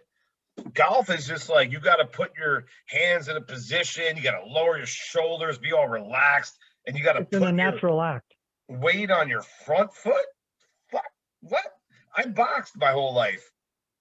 My weight is on my back foot. Like yeah. I've been boxing or golfing since I was a little kid. I don't actively golf. No, I mean my dad says that I have the most natural golf swing he's ever seen. I almost hit a goal. The last time we played together, I almost hit a hole in one on my the first hole. Jesus. Apparently, I'm good, but like I just don't really like the game. I'm terrible. But so like I had to do a whole fight scene after cutting the fuck out of my finger, and I had to like choke him with a telephone cord after that. That's why I was telling him that there's a lot of blood on stage. It's mine. Don't worry. It's about to be on you. Right. Because we have a full-on brawl after that. And I had to like make this weird decision. Again, it's like technique and experience and fear and all that and having to manage it. He throws me across the stage and I go sliding into near the audience where the telephone cord is. And I was like, well, I want to make a tourniquet. I took the rag off my hand and I wrapped the telephone cord around the finger so it would stop bleeding, and then wrapped it around my hands and I choke him. And he's like carrying me around. There's actually, I can send you the video. I've got. Yeah, I'd like to see this, man. That's on the internet. And I think we were up for best fight scene. And oh shit! All right. So but the audience, this is electric. It was full house. Black Lives Matter. We're all here supporting these men in the city where this play was born. But now there's men of color doing it. Look how far we've come. My hand. Right. So audience jumps up right after that. It was only 9 scenes. And, instead of taking his hand with my bloody hand, I'm just kind of holding it next to his as we're all doing the group bow. And I'm literally spraying the stage. Like it's just like Jackson Pollock with paint. And I watched like these two friends of mine in the front row are like, oh my God, like they could just see my hand, like, and I had to like run off stage, went to the emergency room, had 4 stitches, had to close the next night. God damn. And there's video of that, and you can hear me hit my hand at one point, and like the scream is real, because it's just like. Of course, it's gotta be right. Next level pain. But that's probably my best theater story. Is well, the top of you got it on your, what was it, your index finger? I got on my index finger. This finger's now had 3 trips to the emergency room, which is kind of funny. If you ever get a paper cut, it fucking sucks, right? Yeah. A paper cut sucks. From like so right you got here, this, like, yeah. Down into here. I can see the scar. Holy shit. Yeah. So it was hard to see, when it was on stage. That was the crazy thing. But I was, and it was jagged, so it was not like something you could just leave. I'll give you a stage performance horror story, 2 real quick. One time I was playing drums and I did a rim shot, and instead of hitting the drum with the stick, I hit my finger on my steel snare drum at the time and just totally destroyed my middle finger because I was holding the stick, came down, bang, caught it. Another one was, I was able to persevere. I went to the right hand, I stayed with it. I stayed with it. I went to the right hand. I just did it off the hi-hat and stayed with the right hand and just left my left hand relax, because it was in such a bad position. Like I went numb. It's like there was so much, like it hurt so bad, but I got through the gig. And then another time, the worst nightmare that could happen to a drummer is you go through the bass drum head with the beater of the bass drum pedal. So my bass drum was out after one song. So then now what I'm doing is to recover, I'm playing my beat, bass goes out. I go to my tom tom to finish the song. So now I'm playing, yep, I'm playing the bass drum with the tom. It compensates. So I tell my singer, I said, give me a second, kill time, make a joke, do something. I have to do something. So I flipped the drum set around and put the other head, the front head of the bass drum to my beater. So therefore, at least it's something. It doesn't sound as good, but at least it's something, right? Of some kind. Yeah, it's you gotta recover for performance. That's the thing that in film you can call cut. I'm not in it for cut. I'm in it to do it in one take. I love that. That's why I did an immersive show in San Francisco, and I did it for like 72 performances, 3 hours. You're totally in character, and the audience is all around you. They can walk around you. It's a whole like club set up with a narrative inside of it, and that's the most fun I've ever had because you could just be in the guy.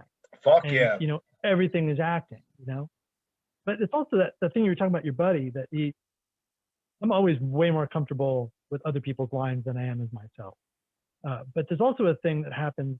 You can be sick doing school tours. It's like a petri dish. The kids are all bringing you everything.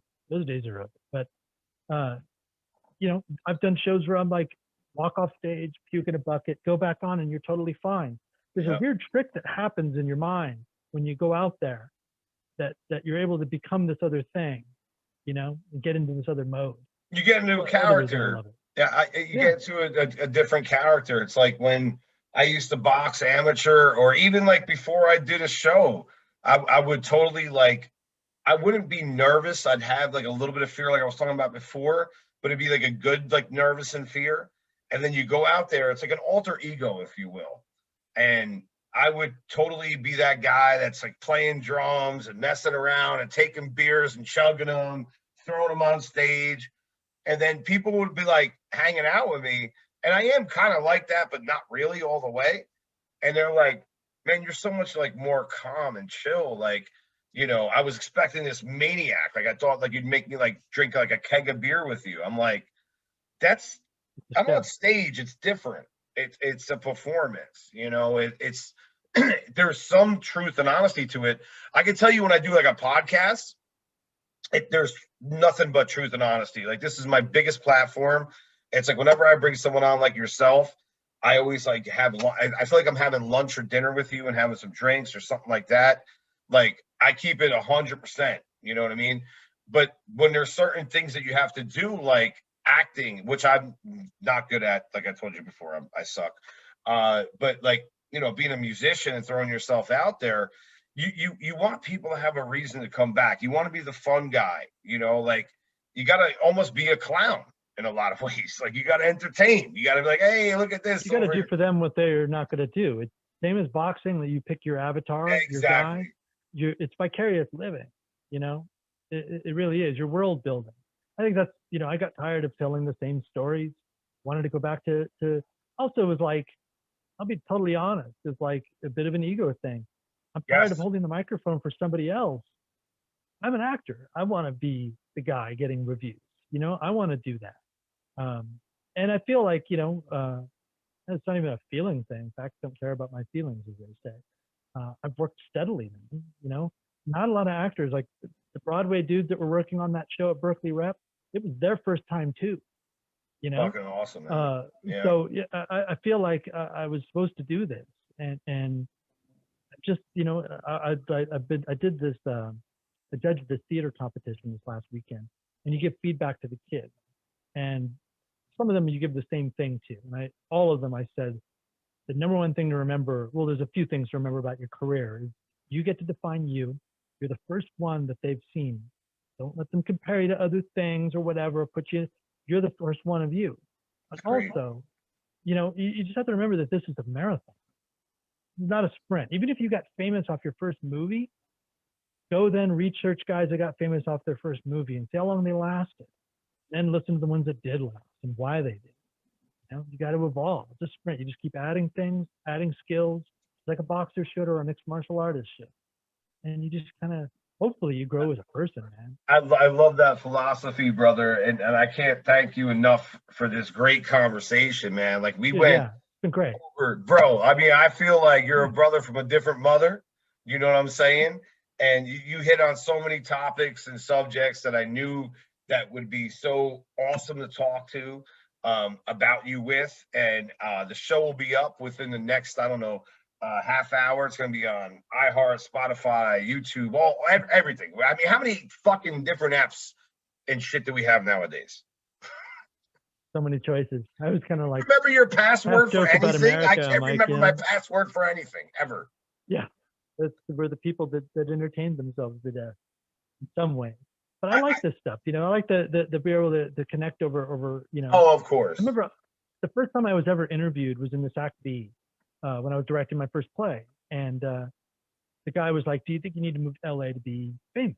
And I gave kind of maybe a naive or prescient answer. I was like, I think the way things are, and this is this is pre 9/11, like late 90s. And I was like, the way technology is these days, I think you're going to be able to be wherever you are, and you can define it for yourself. And that's the kind of career I want to have. And that's the career that I've had. I'm not the most famous guy in the world, but that's never been how I measured my acting career. I've known some great actors that you will never, ever see. David DeFrancesco, rest his soul, one of my mentors. This was like the lost Pacino, the lost De Niro. The guy was just brilliant, but he was a stage actor, not a film guy. Not everybody needs to be famous in order to do their job. Of So you're course, a hell of a man. drummer, man. It doesn't matter. It's about being proficient. Don't matter, right? I mean, I'm not famous at all. I think my best credit, Not my goal. something I did with a band called Seven Wiser. There's a couple of movie soundtracks the band was involved in, and some shit like that. Video games, that's cool. That was a long time ago. And the thing is, I got to a point where I was so satisfied with being, a business owner, working next to my father, who's my best friend, who got me into boxing and stuff of that nature, where I just liked, playing, teaching, making money, running my own shit. That's my goal. Is that we kept talking about before about being a private contractor. I don't want to work, in terms of like, 9 to 5 job. I got to do something creative. Yeah. I need to do something for me, whether it's like I'm landscaping outside, working with my hands, growing hemp on a farm, cleaning a fucking pool. Like I can't be at a normal, like I can't work at Target. Not that I'm too good for it, nothing against Target workers, but that's just not something I know that is for me. But I respect people that work at Target because they have to put up a lot of my shit when I go there, because I used to take my stepdaughter and we have lightsaber fights in aisle 15 or whatever it is where they have the toys. Because I'm such a kid, bro. I go to the store. First thing I do is I run to the toy section. Male action figures. I got to see what's going on. Star Wars, Transformers. You got to see how it goes down. He-Man coming back. How has it changed? Oh. It's crazy. Oh, did you watch the new Transformers on Netflix? I have not. I'm not a Transformers guy. I'm a little more highfalutin with my entertainment, but I am a Star Wars fan. But I'm also like, I'm not more of a movies guy. I still like my dad. Like I just kind of go back. I like to watch film. That's generally where I go. But I feel like too that like we were talking about fame. That's never. Maybe it was my goal as a child. And I thought that fame and acting were the same thing. But having done it and seeing people like that, and having had a taste of fame, I've had my stuff read in Nigeria and China, and having people email you from there. I've read your stuff, or we went to the Hall of Fame. One of the greatest gifts boxing gave me was when we went to the Hall of Fame to see Tito and Oscar inducted. My wife and I were kind of on an extended honeymoon, and people came up to me and made me look cool in front of my wife. Like, I read your stuff, and she still, like, if I'm feeling down, she reminds me of that great memory. But I had my taste of fame, the negative side of it, having people make memes of you. That's terrible. There's my favorite photo from my wedding. Somebody took that and then defaced my wife. and I'll never post another picture of my wife again on social media. I don't share her name. It's damaging. Yeah, that's fucking damaging. I think it did a lot of damage to me. It made myself, it just was not healthy. I don't need to go into how it all went down, but like I said this to Dave Sure. When he rebooted his show. Well, I said it before that. I didn't really have anything to do with the reboot, but we had talked about kind of bringing the show back, and we had done a couple episodes after I left the next round, and then we kind of didn't. And I just said, I've been out there, and I'm not sure I really want to be out there as much as I was anymore. It's hard. You have to really pick and choose your battles. Like, I mean, it's funny. I mean, my show gets a good response. I think iHeart and Spotify, I'll give you guys a plug there. They, I get good numbers on that. The YouTube and all that kind of stuff. Like nowadays, a lot of people don't watch the videos. I do the same thing when I listen to podcasts. I put headphones on, I clean my balcony, and I listen to a podcast. Or when I was saying before, when I opened the show to bookend it, I'd be on the farm and I'd listen to you and David go back and forth about amazing stuff.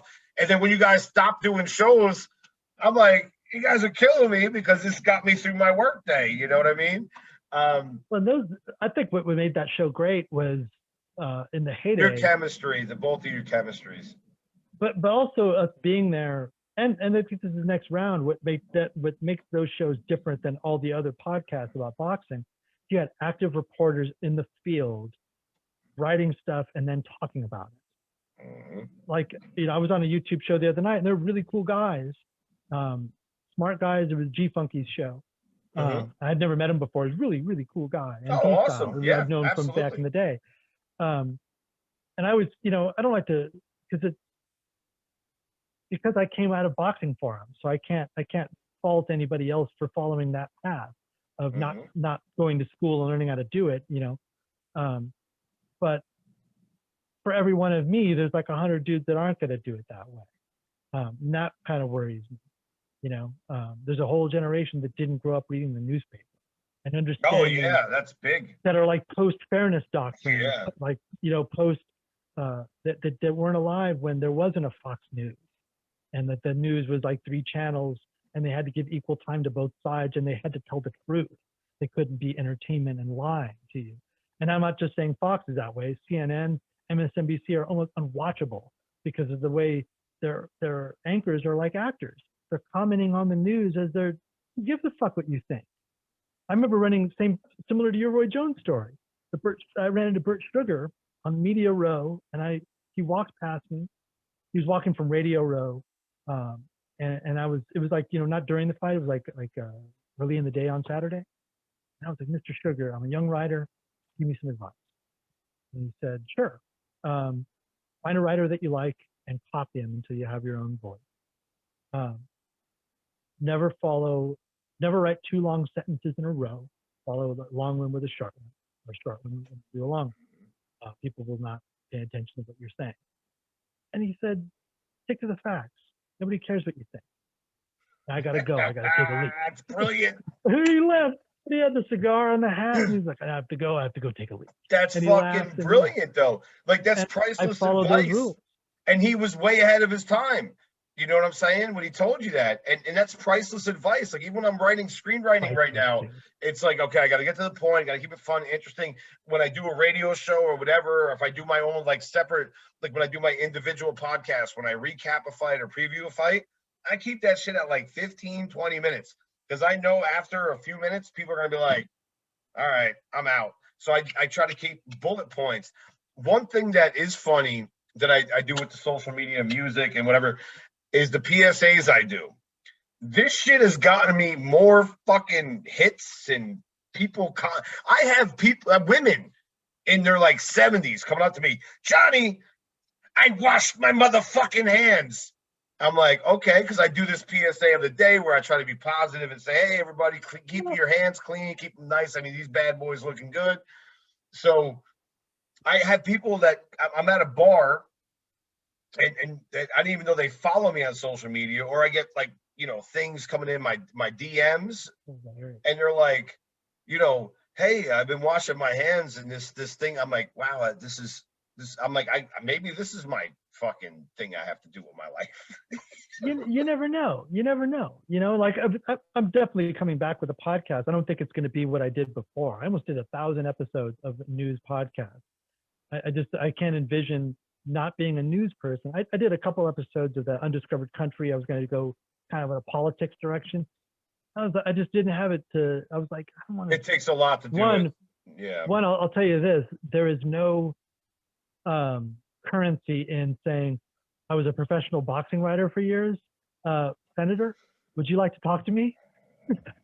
Maybe there is now. You know, if I showed up, Who the fuck knows? Of Newsmax or whatever, but like I found that there was not a lot of purchase in that. When I started writing for socialunderground.com and started reviewing like vapes and things like that, I was like, for a minute, I was the weed guy. I started kind of getting different, there's kind of agencies that are like, particularly in the post, you know, in the Joe Rogan age, that are just about getting you different interviews from different types of people. So I still get those kind of offers, but I want to tell stories. That's what I am. So I think the next thing that I'll do is more of a story time kind of situation, like a limited podcast series telling a story. That would be great because, I mean, for me, it's like, that's why, you know, and I appreciate the time I had with Ring Talk and Leave It in the Ring and all that kind of stuff that I did over the years, is that I wanted to transition to a broader horizon. Like, I want to be able to talk to an actor, a musician, a firefighter. It doesn't matter. Like, if I feel that you got a good story and I feel you got a good soundbite, I want to talk about it. I don't want to be limited to just one avenue. Like, I mean, boxing, yes, that I probably know more about boxing than I know about anything else in life. Maybe comparable to drums. I don't know. That's a matter of opinion, in my opinion. Oh, I lost you there, brother. No, I'm muted. Okay. But there's I mean, I think that the Joe Rogan certainly opened the door for that, for people to be kind of Swiss Army people. Joe's to kind of take your different things, you know, like however you feel about his politics, or, you know, I think he's given a platform to flat earthers and some kooks and some white supremacists, quite frankly. I mean, he had Gavin McInnes on, and people can say, oh, well, he shined a light on that or whatever, but he didn't have him on to shine a light on that. He had him on to say, oh, dude, you're blowing my mind, telling me this crazy shit about Muslims. He wants to pick your brain. That's what I love about Joe Rogan. Yeah. Well, I don't know though. I don't know. I wonder about him. I've got some strong opinions about it. But yeah, I mean, we didn't even talk about politics. I thought about doing a politics show. I just think this is my other thing, I guess. I got into the news business because there was a hole in the news. I wasn't getting enough detail about my favorite fighters. I wanted to know more. I wanted people to go deeper. And so then I went and I did that. What I didn't want to be is a guy that's kind of peripherally on the edge of things, or not even in it at all, commentating. I think there's room for fan casts and things like that. Absolutely. I mean, there's enough room for everybody. But for me, having been a news guy, after a while, like I was saying, I felt like an imposter on the next round towards the later episodes, because I just wasn't waking up in the 7 in the morning and calling promoter and then calling the next one, calling this source. Like, I was kind of like, if I needed to plug in, I would kind of plug in. And if I didn't, you know, most people don't know, like the most Steve and I talked was when you heard us talking. Like, he'd come on for 30 seconds before that. He'd call in like Connie Chung, like just showing up right at the last second, right before we're gonna, you know, she's famous for that. Like, she would wait in the dressing room and like it would get later and later before she'd get to her desk. Steve would call in like a minute before the show, 30 seconds before the show. You're like, all right, you know, let me know about the callers and let's do this thing. And we would go. We wouldn't talk during the week. And you did. You had great callers in, and that's a staple of Leave It in the Ring, and especially that show. And another thing is too, like a lot of people will hit me up sometimes and be like, "Yeah, I was listening to your show, man. How long did you know that person?" I'm like, "This is the first time I ever spoke to them." Gabe and I would talk all the time, but Steve and I mean, we were cool, but like, you know, we weren't really planning it all that much. We planned it, you know, he would send me, this is what we're going to talk about on the 30-minute version. And then sometimes he would do that on the on the longer version. But after I left Max Boxing and he went to UCN and we kept doing the show, Yes. you know, my prep would be I'd read his story because I'd know kind of what he was going to talk about, and I would kind of prep what I'm going to talk about. I always knew too on both of those shows I was the side man. You know, they were the kind of the main course. It was a little more equal on Leave It in the Ring, but you know, it wasn't my show. It was Dave. Dave had that show, invited me on. They paired away all the other hosts, or they fired themselves, and then Dave and I were, because we just had such good chemistry and we only wanted to talk to each other. Amazing chemistry. So we just went with it. But yeah, I think both, you know, the Beatles were around for 9 years. We were the next round and Leaving the Ring were around for 9 years. I'm not saying we were the Beatles, but relationships run their course, and you want to do let's look at it like this. I mean, you know, I have my favorite podcast, and I got into the listening game, not the podcast game, the listening game with Ring Talk, Pedro Fernandez, and then I found you guys by his recommendation, Leave It in the Ring, and the Max Boxing stuff, and Steve Kim, and all that great stuff that went along with that. You know, State of Combat, Brian Campbell and Rafe Bartholomew. I love those guys. They're really good friends, and they're also I miss them. Like, you know, I know that they went on to other things, and they're both doing very, very well. But there's only a few people that could really have that chemistry. Like you were talking about, like, it's crazy because when I would call in and or be a part of co-host at one point of Ring Talk with Pedro, and he'd be like, there was no script ever. He'd be like, we're gonna do this, do that. And I love him to death. But then all of a sudden, like, everything that he said, we're gonna do this, do that, was totally different. And I'm like, oh shit. All right. Oh my God, then, dude. You have no idea how many fights I've prepared. Because like it makes you obsessively prepare. And I'm an actor, so I'm gonna prepare. Right. And I'm a musician, so I want to know what the fuck I'm doing. So I'd get on the show. And it's like, we're gonna start with this, like, who the what? And then you're like jockeying for position, like you're like, okay, yeah, you know, I heard about this fight last night, and yeah, it was in Indonesia, and what the fuck am I talking about? And then and then luckily you get a commercial break, and then you're searching, and then you got the producer in your ear, and they're like, hey. You got this. This next segment's going to be about this. Okay, great. So you go to the next segment, and guess what? It's not even fucking close to what the segment was supposed to be. And it's like, God. And you're having like your worst nightmare. You just have to fill up a notebook. I mean, I would literally stay up all night when we were doing the show in LA, and sleep in a chair. Like I would stay up too late, so I was like, if I fall asleep. And I would just, because I was so paranoid, this was early on, and I was just like, I don't want to lose this job, I want to impress my boss. And I also don't want, particularly when we went live and on the next round, and I started doing Leave It in the Ring. This is why I give guys that do podcasts, not yourself, but like the boxing podcast, I'm like, it's so easy to make a YouTube video that's not live and you're not going to take callers, because I had to prepare, because there's that guy out there that wants to ask you something that you don't know. Oh yeah. You have to know. And I would watch like 30 fights in a weekend. Like just, Jesus you know, Christ. Team Stream, just looking. I mean, I had like 2 computers going. I would see everything. Or I'd be at the fight and I would see everything. And, you know, once I got married and we started doing theater again, and Steve was at UCN and I wasn't at Max anymore, I wasn't doing it for a living. Was I preparing the same way?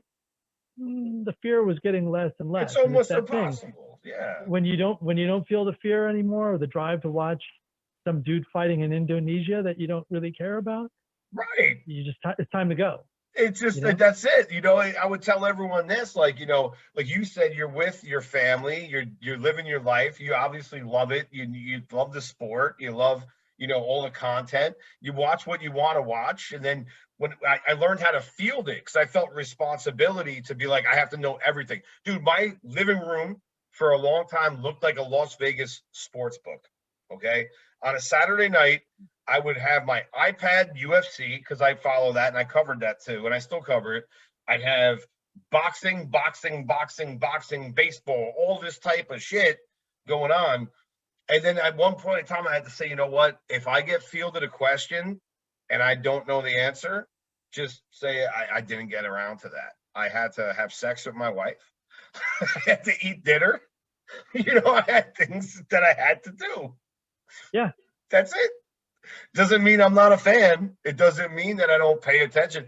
Because, I mean, sometimes people like, how they keep a pulse on it, God bless them, man. Because I was like you were saying, I could tell you what a 108 champion was, a strawweight division or whatever division, somebody fighting out of the Philippines 2-3 years ago. Nowadays, I can't do that now. I could tell you the whole card.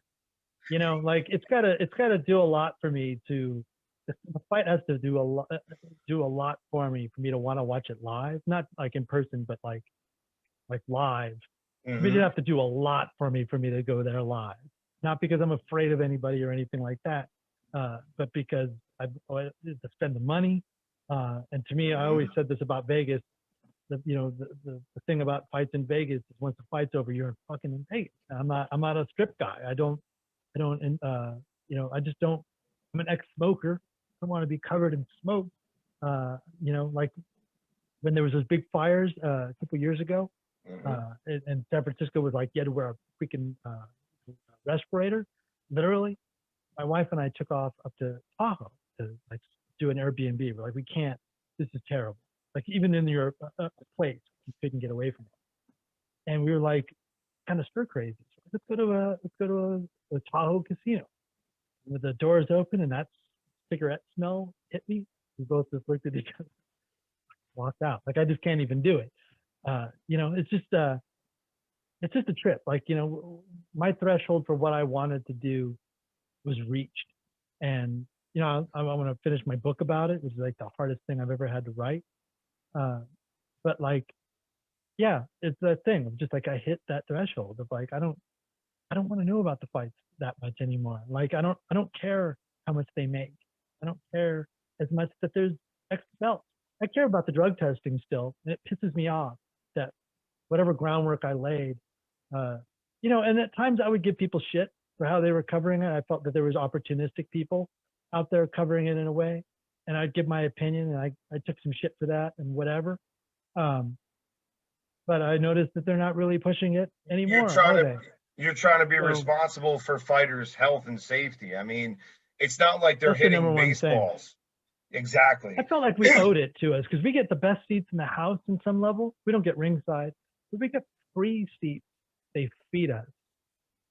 Oh yeah. If you're not going to be a guy that's a part of the. I mean, I guess you could pay you could pay for that ticket by writing a nice thing about the promotion. As Richard Stafer used to say, write 4 positive stories. I'm like, I did. Your guy tested positive. That's a positive story. I didn't say that to him. I wish. But I was like, what I did say was, you see that person over there? That's your publicist. That's her job. I'm a reporter. And, at a certain point, you just, I just didn't want to, I just felt like I said, I reached my limit, now it's like, with the heavyweight fight, I'll watch. I don't really have a favorite fighter right now. I haven't found that guy. I don't probably watch enough to find that guy. Teofimo Lopez is kind of winning me over. I thought he was Honduran Jeff Lacey. He proved me wrong. He's really coming into his own, and that's a nice thing to see. I also, what I don't have the appetite for? Like, I was strong enough for myself to like be able to deal with like Floyd getting in my face. I don't know if I could handle Ryan Garcia like talking down to me. I could just be like, like I don't know if I have that appetite. Like I've been stood up by Devin Haney twice. I was just like, I'm not in it for this anymore. I don't know if you were listening to that Leave It in the Ring when Devin Haney was supposed to be on. Yes, yeah. And then his dad came in, and I saved it because I'd written about his dad before. So I had a conversation with him. It was like the most unprofessional fucking thing. It's a way of saying you don't fucking matter. Why I was just like, I'm over it, kid. I'll tell you a funny story about Devin Haney though. When I was at Undisputed Boxing Gym, I believe, in San Carlos, and that was where Victor had his stuff first. Was doing his oxygen modulation training or whatever. Sean Porter was training there.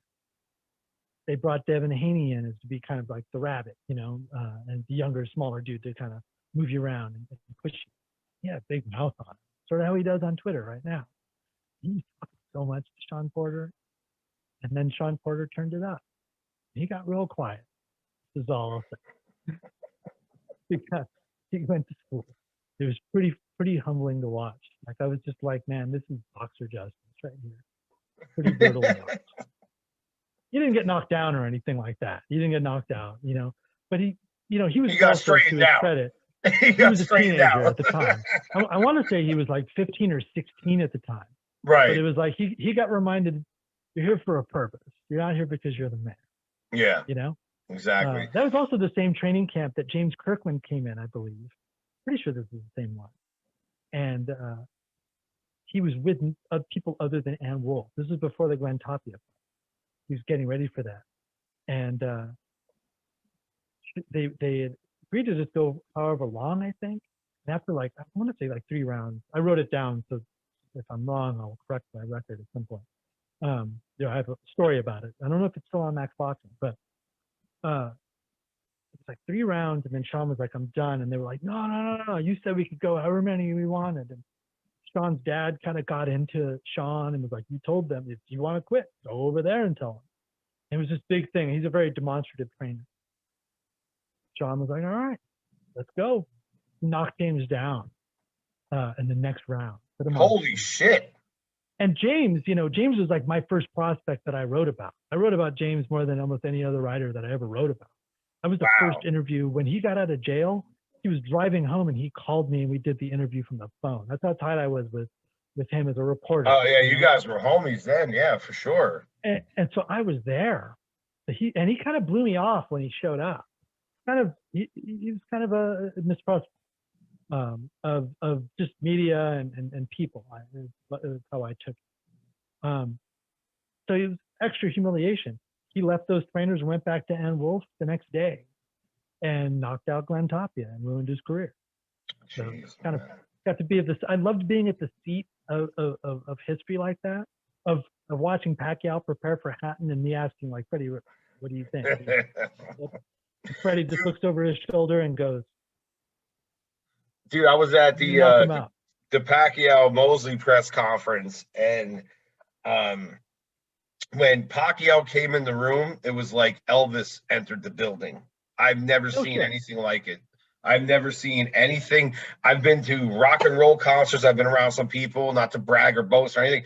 I've never seen so many people flock to one man at one point in time, and well deserved. But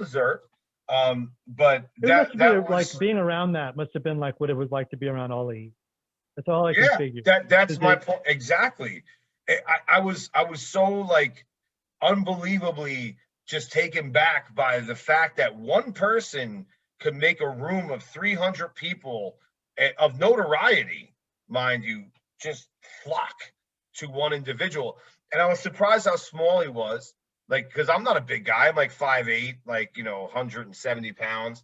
And so I'm looking at Manny. I'm like, wow, I thought I was small. Like, he's a small dude. He's so nice. So nice. Like, I went up to him. I spoke to him. I got an interview with him. It was so very cool. Pacquiao Mosley press conference.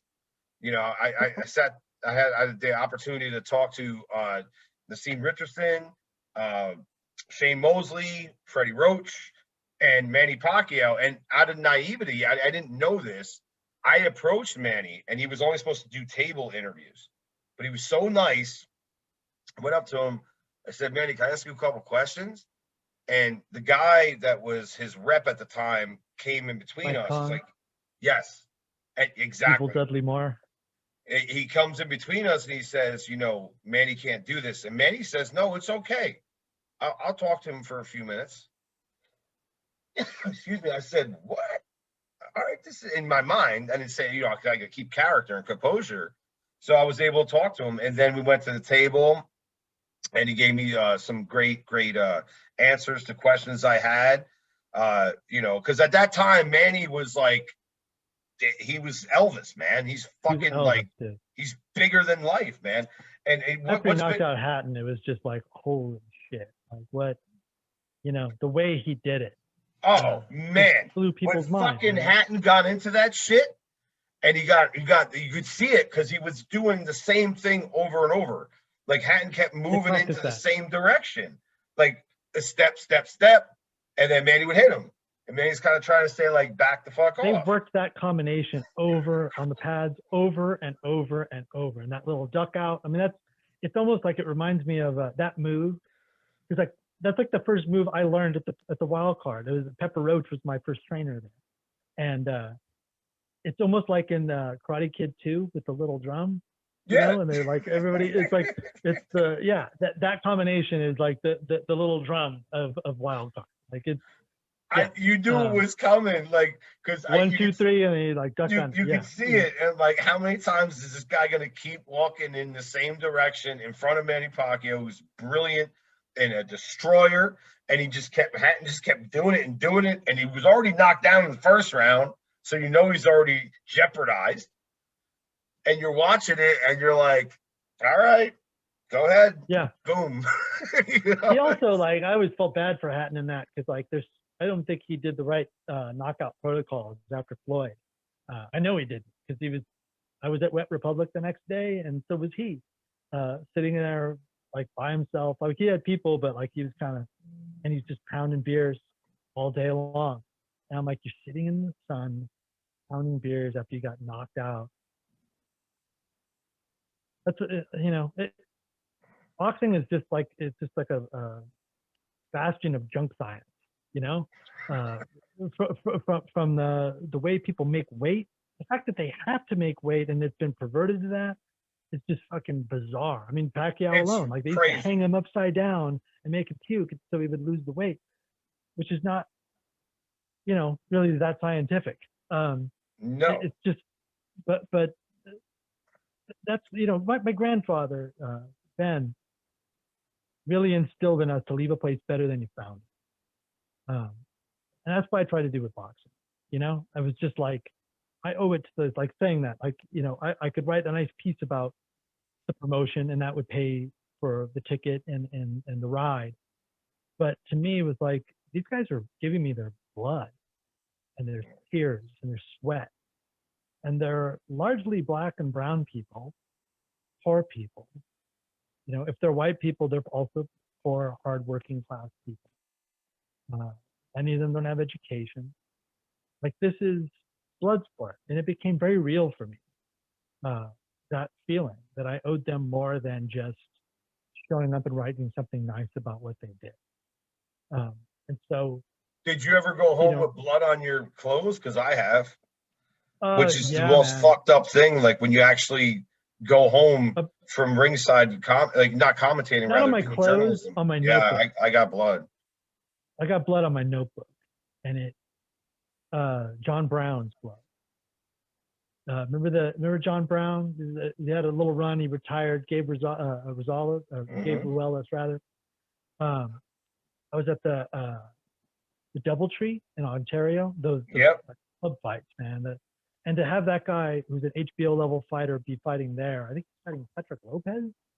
And that was kind of a turning point fight for me too, of seeing a guy get treated the way he did by the crowd, and he was kind of way past his prime. So he was like an old junk ball pitcher, he's grabbing and holding and just doing what he could to keep going and probably make the distance so that he could fight sometime soon somewhere else and avoid the medical suspension kind of situation. I remember him getting cut, and like when he finally got knocked down, the crowd just going crazy, and I was like, man, this is where it ends. It's like a DoubleTree, like Steve would always say this line of like, in boxing, they don't give you a gold watch when you retire. They give you. Oh, they don't. No, they don't. Look at Joe Louis. I guess that's the actor part of me. I'm an empath, and I can't. Yeah. I'm a little more sensitive to things, I guess. And of course. After a while, the sport weighed on me in that regard too. I was there when Magomed got brain damage. Like those things. Not entertainment on some level, especially for a reporter. You're not there to be entertained. You're there to watch things coldly. And if you're able to do that, after a while, it kind of freaks you out what you're seeing. Yeah, man. We want to see these guys. You gotta, do We something. want to see these guys go out with money and faculties and a good head on their shoulder. Like a guy like Lennox Lewis, great example. He's got his money, he's got his wits, right? You know, he's not trying to come back. And, you know, as much as I love like the juiciness of Tyson and Holyfield and Jones, they shouldn't be doing this shit. You know, like They shouldn't I'll be. watch it, A but spectacle like that has always been part of the sport. I mean, going back to John L. absolutely. Sullivan, who used to, was a barnstormer, and it's a little different because he was in his prime, but he's beating up miners and, the blacksmiths and the barkeeps. And I can lick any son of a bitch in the room, unless they're Yeah. unless Yeah. unless they're black, because I'm not going to fight them. But to me, like, yeah, it just needed. But also, the drug testing thing came out of me listening to the fan, because I had that mailbag, and I didn't know anything about drug testing. I'm not a baseball fan by any stretch. I hate it. It's terrible. And so, like, I didn't That's care probably about why that you're stuff. good at golfing. Not to cut you off. That's probably why you're good at golfing. Yeah, maybe. Yeah. And decent at tennis. But people kept asking about the drug testing. I didn't know anything about Balco or any of that stuff. So I wasn't coming from a place of kind of knowing a little bit about it. I was just like, let the commissions do what they do. And then I started asking the right questions. The more people kept asking, the more I started asking experts, what do they think? And then I met Victor Conte. I met Justin Fortune, who talked to me a little bit about that stuff. And I met Daryl Hudson, who was the guy that brought Mosley, to Balco. Mm-hmm. And I started getting more of an education. Those people, I forget who introduced me to Margaret Goodman. Might have been Victor, it might have been Steve. I think it was Steve, and who also introduced me to Victor. We met after a Jonair fight in Anaheim, and didn't really hit it off. And then I think we did an interview on Leave It in the Ring with him. And then I reached out to him after that, and we started talking. And I was like, dude, can I record these conversations in some way? Because you're telling me things that I didn't go to college. So like, and he's like, oh, I dropped out of college. And like, I was a musician, and we were away to the races. That's my Victor Conte imitation. But he, and so I just started like tapping in. And I think on some level, to go back to the DMT thing, it turned on switches that were off or had never been on. All of a sudden, I was really curious about things that I hadn't really been interested in. Science. I was a bit of a lazy student. I was too smart for my own good. I was too well read. Teachers couldn't teach me anything. I went through the same shit. Yeah. But so all of a sudden, I was like wanting to do homework and wanting to really be into this thing. Looking back, I kind of attributed it to that a little bit. Opened my mind up, squeegeed my third eye, as Bill Hicks would say. And so I just kind of went, from there with it. And I think it was, I'm just trying to think of the first piece. So I'm looking down, went to my mind. It was the TE ratio piece. Somebody had come to me and asked about, they were like, you know what a TE ratio is? And I didn't. They explained it to me. And they said, did you know that the World Anti-Doping Agency has deemed that the TE ratio should be, everybody is like 1-to-1, basically, gradations of 1 point something, not, anomalies or anything like 2-to-1 and above. Just you're kind of a physical freak, and the testosterone to epitestosterone, TE. And so they were like, the threshold's 4-to-1, right? And for the World Anti-Doping Agency and all the amateurs. I was like, oh, I did not know that. I know that now. But like, did you know in New York and Nevada? Actually, they were like, in Nevada, it's 6-to-1. I haven't been able to get a contract for a fight in New York. I think it's 6-to-1 there too. And so I went to the commissions and started like, why do you guys have this loophole? Why are you guys using the antiquated original 6-to-1 of WADA? And that just took me, when I printed that, I got a call from Keith Kaiser, who's not happy about it. And it was actually, that article started as a footnote in another article. And it was like an interview, I think, with like Don Chapman or Dick Pound from WADA.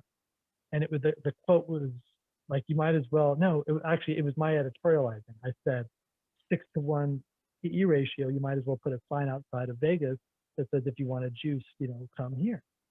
And Yeah. what's funny about that was that when I did an interview with Dick Pound, who's like one of the heads of the World Anti-Doping Agency, he basically said the same thing to me unprompted when I brought up the Jesus. 6-to-1 TE ratio. And I put that in the big article, which was New York, was it New York, Nevada, and the 6-to-1 TE ratio loophole in boxing. Not the catchiest title in the world, but it was a seminal piece. Nobody had ever written about that before, and it hasn't changed. Oh, I liked it. The work you did with Victor Conti, who I'm very familiar with, and you know, the things that you Power, expose baby. to the general public, like including myself, like I'd hear the information that you guys would exchange about steroids and doping and all this kind of stuff, and it would actually help me with my content, no doubt, because I'd be asked questions, even on a personal level, in conversations about what's going on, steroids and stuff like that. Looking forward to February 20th. We got Miguel Burchell, Oscar Valdez. Finally, we get something like we get thrown a bone. Like, remember, like Eddie Murphy Raw when he's talking about being starving, and he's like, if someone gives you a cracker and you're starving, you're like, what was this, a Ritz? Like, here we got a fight here. This is a good fight coming up. Hopefully, boxing moving forward kicks ass. And I tell you what, man, you kicked ass today. We went through acid, rock and roll, boxing, okay, sports in general, life, steroids. I think I mentioned DMT, maybe weed, drinking. Like what did we not? I'm not really a drinker. Movies and theater acting and writing. What did we? Did I miss anything? Yeah, I'm not sure. I don't think. Yeah, I think we covered it all. Yeah.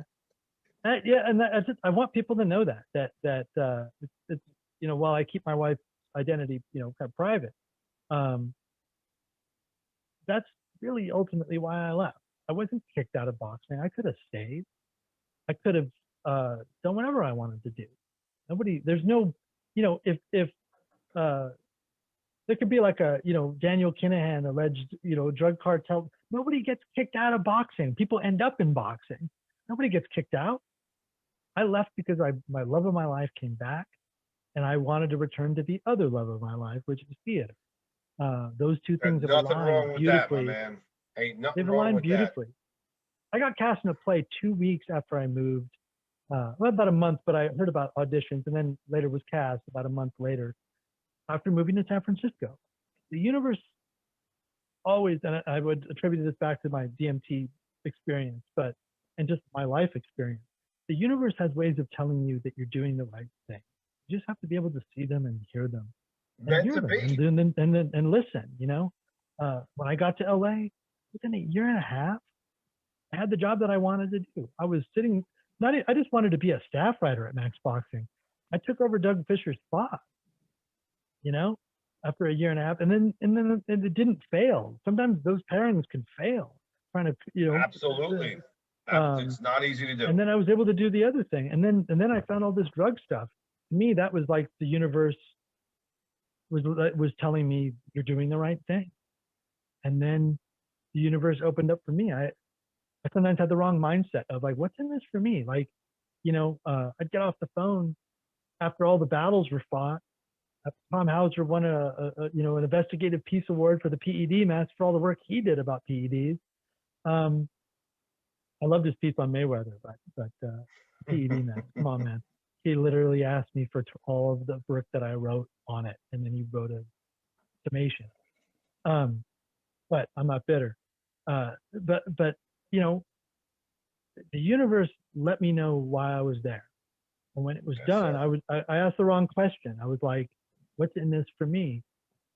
But then the universe said, here it is. This is what's in it for you. And my wife came, you know, like the love of my life. And I had to listen. And it's like, it's going to take you away from this place that you're at. Are you willing to do that? And I was. And then I got cast in the show and like started working nonstop. And that was another sign to me that this was the right thing to do, you know? And it galvanized you, man. It galvanized you. I never look at a fight and go, God, I wish I was there. No, I feel you, And dude. I mean, like to it do has your a, passions, like I found myself like now I'm writing, a screenplay that some people are interested in and more about that at a later point in time. I'll put for it out sure. I'd love there, to hear that. but I got people's eyes on it. It's cool. Like I said, my wife's helping me and I she's actually got to get top billing in the writing department. I'm doing the dialogue, but she's giving me the direction because Structure. my fucking acts were all over the place. I had weird shit going on, and she straightened me out.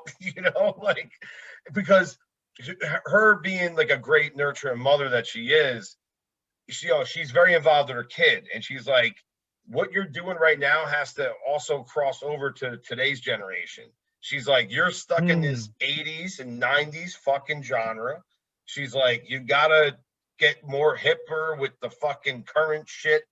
And I'm like, "Yeah, you're right about that." But in any I'm kind event, of bad man, about that stuff, man. you got it right. Cobra Kai, perfect example. Cobra Kai does a great job of the cheese and the modern and funny.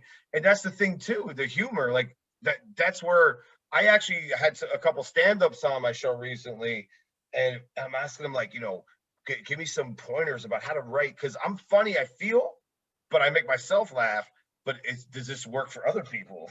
Oh, dude, yeah. And there's so much of an art that to me is like the closet. Like I don't want to be I mean, I would love to be reincarnated in Sam Cooke's voice, but and be a front man in a soul band. Like that would be secret fantasy. But and I've got like a velvet painting of Elvis that you can't see over here on my wall from the '68 comeback special. Oh 'Cause I'm shit, definitely yeah, I'm man. definitely Now an we're Elvis talking. man. But yeah, I mean, but stand-up comedy, that's really the thing. Bill Hicks is like my guy, Richard Oh Pryor. man, Those are probably Pryor's was my number one coming up, but then Bill Hicks later on, like he just blew my George mind. Carlin's one of my favorites. Oh, love George Carlin. Chappelle's great. There's just Oh so yeah. many. There's just so I many. think the best Chappelle is yet to come. I think he's The getting last better one with was every week. fucking crazy. I'm surprised he didn't get arrested. I'm watching it with my wife. I'm like, this is fucking nuts. Which one? The The Showtime, the last one he did on Showtime. oh, okay. Oh, I I haven't was, seen that one on oh Showtime. man, dude. It was about, I'm gonna say 2 years ago. I'm so sorry, The I forget the name right now, but it's It's not so. the back-to-back one. So the one in Texas? Is this the one in Texas? I'm not sure the location. He All released I a bunch know at the same time. is it was fucking hysterical, and it was like, okay, this is great. This is what the world needs, but I don't know how the world's gonna receive this. Like because it My was so only gripe with him controversial. is the cancel culture stuff. Like he keeps leaning into that, and but I really want to ask stand-up comics about this because at least pre-pandemic they see the world. Bill Hicks talked a lot about this in his act of seeing the middle of the country. Like everybody thinks of comedy clubs, they think New York, Vegas, LA, but there's this whole middle of the country that they all go Yes. to see. Yeah. And so I want to know, is that where the cancel culture is happening? Like where you feel like you can't say things and you're getting, or are they reacting to You social know what? media? That's great to say, and I was a touring musician, and people have to understand that, like you said, America is not just New Jersey, New York, California, Florida, Philadelphia, or Pennsylvania, rather, because Pennsylvania is very broad. It's got like a whole lot of different things going on. But you get the point I'm Yeah, making it does. is that there's a Midland, there's Middle America, and it's very different. I'll tell you this, as an Italian American, what Eddie Murphy talked about in Raw about how Italians are and he was grabbing his balls and talking shit, I fucking laugh. I think it's great. I think it's brilliant. You know what I'm saying? Like I Oh, crack Dice, the fuck up when I see that because he's got Dice couldn't he's happen. right. Yeah, I don't think Dice could happen. I'm not a big fan of that whole. You couldn't make that movie now. Like guys always say that. I'm like, did an R-rated movie with kids. Just recently, like foul mouth talking kids. I mean, I don't know. They John Wick kills 1,000 people and nobody goes, they can't make that movie anymore. Like we're such a screwy society. I always think it's weird, and I don't mean to talk shit about Keanu Reeves, but because I'm a huge fan of Point Break, but Great film. Yep. Oh, I've watched it way too many times, especially Great recently. movie. Yeah. But they always talk about what a great guy he is, and I'm like, yeah, but look at his art. It's the most violent art we've got. Why? Why do you? Why is that okay? Like I don't think. Well, I did one play, the first play I produced. That was about hitmen, and I killed about like 10 people. I've died a couple times. Like I don't want to make an action movie. I remember when I was in my 20s, I was writing an action script. It never got finished, and the things I'm writing now are kind of anti-violence, or they're history things like about boxing, but they're not like let's kill as many people in as many inventive ways as we can. I wonder about that. Like big into true crime and like reading what used to be John Douglas, the guy that created profiling, right? What does he say about serial killers? If you want to know the artist, you have to look at the art. What does our art say about us as a society? Not to get all heavy on you all of a sudden, but it No, like I that's watched why I that love first this movie and I'm like, conversation. it's the most basic premise. A hitman with a heart of gold who falls in love and retires. His wife dies of cancer, gives him a puppy. Mobsters kill that puppy. He has to come out of retirement and kill everybody on the planet. Or as many people that get in his way. And none of those people have a backstory. All those thousands of henchmen that die, they're just like video game characters. It's weird. I think it's a really weird thing. And they've made 3 of them, right? They're going to make a 4th. It's creative freedom, and I think this is a great conversation. We're about like going on like 3+ hours, brother. Yeah, I know. So I want to know when you want to come back, because we got to run this shit back again. Yeah, we'll pick a few topics and and then we'll talk about 10 more. Oh, dude, I had a blast, man. Like I knew, like when I hit you up, I've been listening to you again, Leave It in the Ring and other things you were doing, the next round and all that stuff, all that great stuff that got me through work days. And, then I started following you. We started messing around on the social media. And I'm like, this is a guy I could talk to, because you're about film, you're about life, you're about positivity, you're about being knowledgeable, and you also have a good sense of humor. And now I know that you also like the psychedelics, which I think is cool. Yeah. I'm here to be your guy. I've done it enough that I could be a tour guide. So I may not always be the best guy, but I've certainly been around the block. And yeah, man. I mean, I just think we could run it back, and we'll do kind of a politics / action movies / white nationalism problem in America. That, like I said, the first play I tried to produce was that Talk Radio, which if you've ever seen the movie, it's based on Alan Berg, who was assassinated in like 1983 by a group called The Order. And they were inspired by a book called The Turner Diaries. We've now had 3 on my count. Turner Diaries inspired terrorist attacks in America, including January 6th. So leave that as a teaser for the next time I come back on. We can have absolutely, man. I've been thinking we're going to be all over the place. 16. I mean, we're going to be all over the place. I mean, we even covered porno and this is one of my favorite. The early days of turning the channel and trying to see it. We got everything in. We got everything in. Yo, Gabe Montoya, thank you so much, brother. This was a fucking awesome time. Hey, my pleasure, man. Anytime. I love to talk, as you can tell.